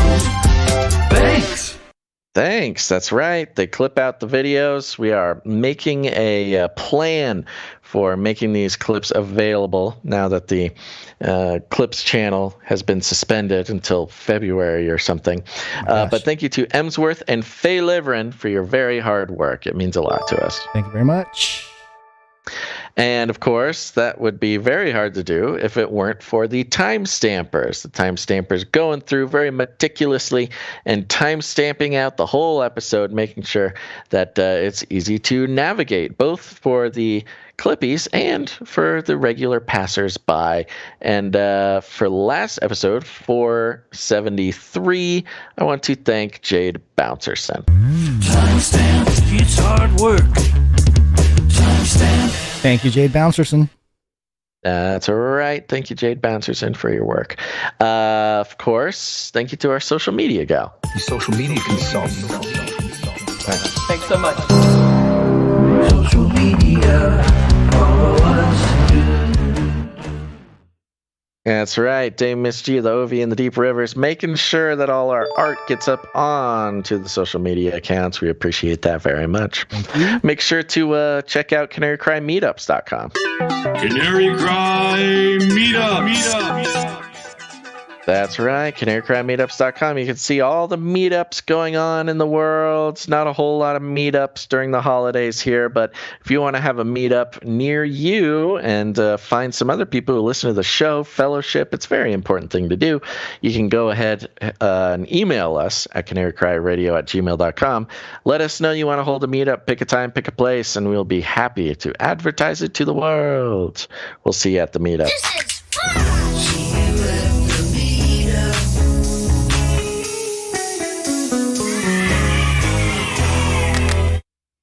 And, hey, it's just about Christmas time. A wonderful Christmas gift is you could leave us ratings and reviews. Yippee! Yeah. That's right. Ratings and reviews is very important to us, and we appreciate everybody who's leaving ratings and reviews on Apple Podcasts. It's very important. It's not just a passive, nonchalant request. This is an earnest request, because getting some consistency in the positive ratings and reviews does things for us that we couldn't possibly do ourselves. So what a better gift to give during the holidays than a rating and a review to your favorite podcasters. You can do that on Apple Podcasts. Thank you very much for that. Yep. And, of course, thank you to Jam for the links. Thank you to Clink and Niphius for the personal assistance. And other than that, folks, just share the show. Before you do that, just real quick, Jam, we'll be praying for you continually because of the situation in Brazil. I just caught up with some of his emails describing what's been taking place there, and man, it is bad. It's real bad. It's as if unleash like the mafia and just let them take over government, which is kind of what's happening in Brazil. So, yikes! It's pretty crazy out there, and people are pretty fed up. And Peru, it sounds like South America is having some big problems. It sounds like the CIA has a handle in it. Hey! When you start saying Americans, it's more than just the United States now. Okay, you're being a racist. You got to say you're a U.S. citizen. Well, I wasn't talking about U.S. citizens. I was talking about South Americans. Oh, yeah, I know. From South America. Yeah, okay. Well, they're Americans, okay? They're not South Americans. They're Americans. Yeah, good point. Right? All right. Yes, we'll be praying for you, Americans of all hemispheres. Other than that, share the show, folks. Share it with your fans, your family. Share it with Santa Claus and Krampus. Share it with the reindeer. Share it with the elves. Share it with the Hanukkah guy. Share with everybody. It's this time you're going to be with family. Mm-hmm. You're going to be having all those weird conversations. It's a wonderful opportunity to let people know about the show, but you don't have to do it the normal way. You could do it in some sort of strange, sort of impossible way. Like, for instance, go ahead, download all the episodes of the podcast, and just put some Christmas music behind it. Some jingle bells, some Jingle Bell Rock, some Jingle All the Way, or that movie with Arnold Schwarzenegger, apparently, is what I'm referring to. Which one? And just there's a lot of them. Just Kindergarten Cop, Jingle All the Way, True Lies. Oh no, Jingle All the Way. Okay. Not even listening to me, folks. He's just like in his own world, just letting the algorithms run his conversation at this point. Do that. Just and then go caroling. Go house to house, gather the whole family, gather all your friends, go house to house, and start singing about how the corporate news media is sort of a mechanical entity used to generate profits for corporations and don't necessarily care about the truth or the impact that it has on society. They're just sort of serving their profit masters, which is sometimes their profit masters are political parties. I mean, it's just kind of the way that this country works. And what better way to share that with the world than to sing it all to the tune of favorite nostalgic Christmas songs. That's just one way you can share the show, folks. You don't have to do it that way, but give it a try. But whatever you do, we call it rattling cages. And all you got to do is walk up to them, grab them by the cage, and then you shake it. The end of the world occurred pretty much as we had predicted. I want to shake things up, stir up some controversy, rattle a few cages. Hey, stop that! You'll never silence me. I'm the last angry man, a crusader for the little guy. Leave the bird alone. Never. Rattle a few cages. Rattle a few cages. The human race will have every opportunity to improve. And if they don't? Ask Noah. That's right. Just ask Noah. Gons, any last words? Hope everyone has a great Christmas time. Or if you're not doing Christmas, the break. You know, celebrating Jesus' birth for some. Others, you know, they can't do the pagan thing. But also, don't forget, Friday, the 23rd, was when the Federal Reserve Act paused in 1913. And then the 24th, you know, make sure you're definitely going to be with family and friends on the 24th.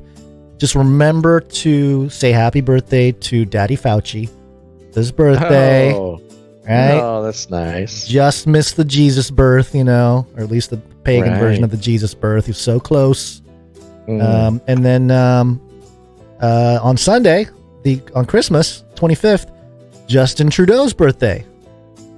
No way. Oh, yeah. Justin Trudeau, born on Christmas. Oh, yeah. He's the savior, baby. Yeah, well, see, these are the important things that you will want to have at your fingertips at any moment, and you will with the Canary Cry calendar. Yeah. Yeah, that's it. That's all right, everybody.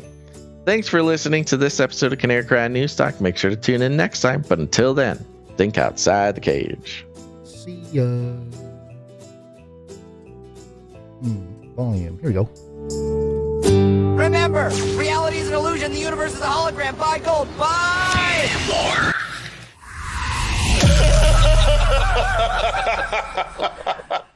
Oh, you know what I just realized? We forgot to thank Darren S. for his GIF, the Canary Cry supply drop GIF. Oh, no. Yeah, well, for those of you watching, here it is. It looks pretty awesome. It'll be on the screen. And yeah, thanks, Darren. Sorry about that. Oh Thanks, Darren. We can do it next time, too. Yeah, that's true. All right, here we go. All right. Can I tell you a sort of a twisted pleasure that I have? It's okay. No. Clearing out that lint trap. Clearing out that lint trap. Clearing out that lint trap. Clearing out that lint. Clearing out that lint trap. Clearing out that lint trap. Clearing out that lint trap. It takes time. Oh, a lint catcher. I love it, man. Hey, you gotta clean this out. It's like, a lint catcher. It's a great reset. A lint catcher. I love it, man. Hey, you gotta clean this out. A lint catcher. I love it, man. Yeah. I love peeling off that big old lint trap, rolling it into a ball, peeling off that big old lint trap. Just like throwing it in the trash, really. Should I be saving this? No. You could knit it into a scarf or something? No. Surely. It's very soft. No. This would make really good fire starter. You are a weird prepper. Hoarder. Like a weird guy, man. Weird prepper. Not normal, like a weird guy, man. Clearing out that lint trap. No. Clearing out that lint trap. Clearing out that lint trap. That lint trap. I know it's gross, folks. A lint catcher. I love it, man. You gotta clean this out. It's like, a lint catcher. It's a great reset. A lint catcher. I love it, man. You gotta clean this out. A lint catcher. I love that. I am constantly having to remind myself, wear a pink shirt for the show. Constantly having to remind myself, save the dryer lint, use it as fire starter, knit a scarf, save the dryer lint. Wives in the cosmos, children in the space lane. I'm an adult in a spaceship. Supersonic space lane, screamed to life, and the vehicle swooped upward. On board, the passengers experienced 3 G's of force from the burst of extreme acceleration and watched the blue sky fade into space. In the back have been cleared to unstrap. Oh, yeah. In the back have been cleared to unstrap. Yes. Do it, Richard. Do it, Jeff. Do it for humanity. To all you kids down there, I was once a child with a dream. Now I'm an adult in a spaceship. He can accomplish it. You can too. Big windows, cool. Rocket ship, cool. Space plane, cool. Nukes, cool. Blowing stuff up, cool. Space plane, astronaut, rocket ship. Previous anchor. We have Bezos. He's a human. Just look at him. Go to the bathroom in bags. He can go to the bathroom in the cosmos. It changed everything. Wives in space. Children in the cosmos. With your best friend brother. Wives in the cosmos. Children in the space plane. We are headed to space.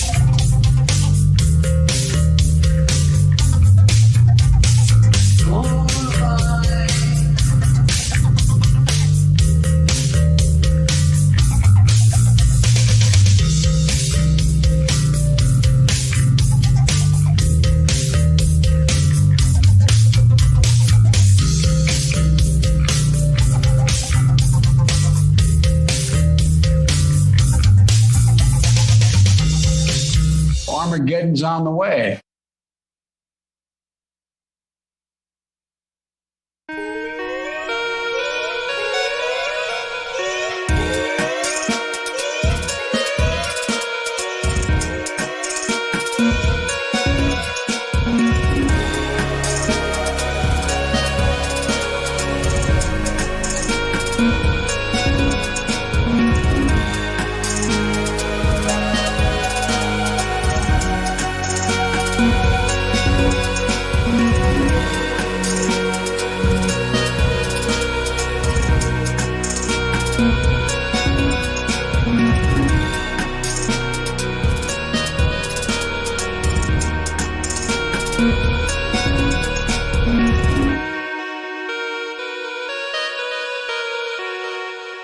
Give me a break. Goodbye, everybody. And that's the end. And everyone says, oh, that was fun. Bye-bye, bye-bye. I'm out of here. Bye. CanaryCryRadio.com/support.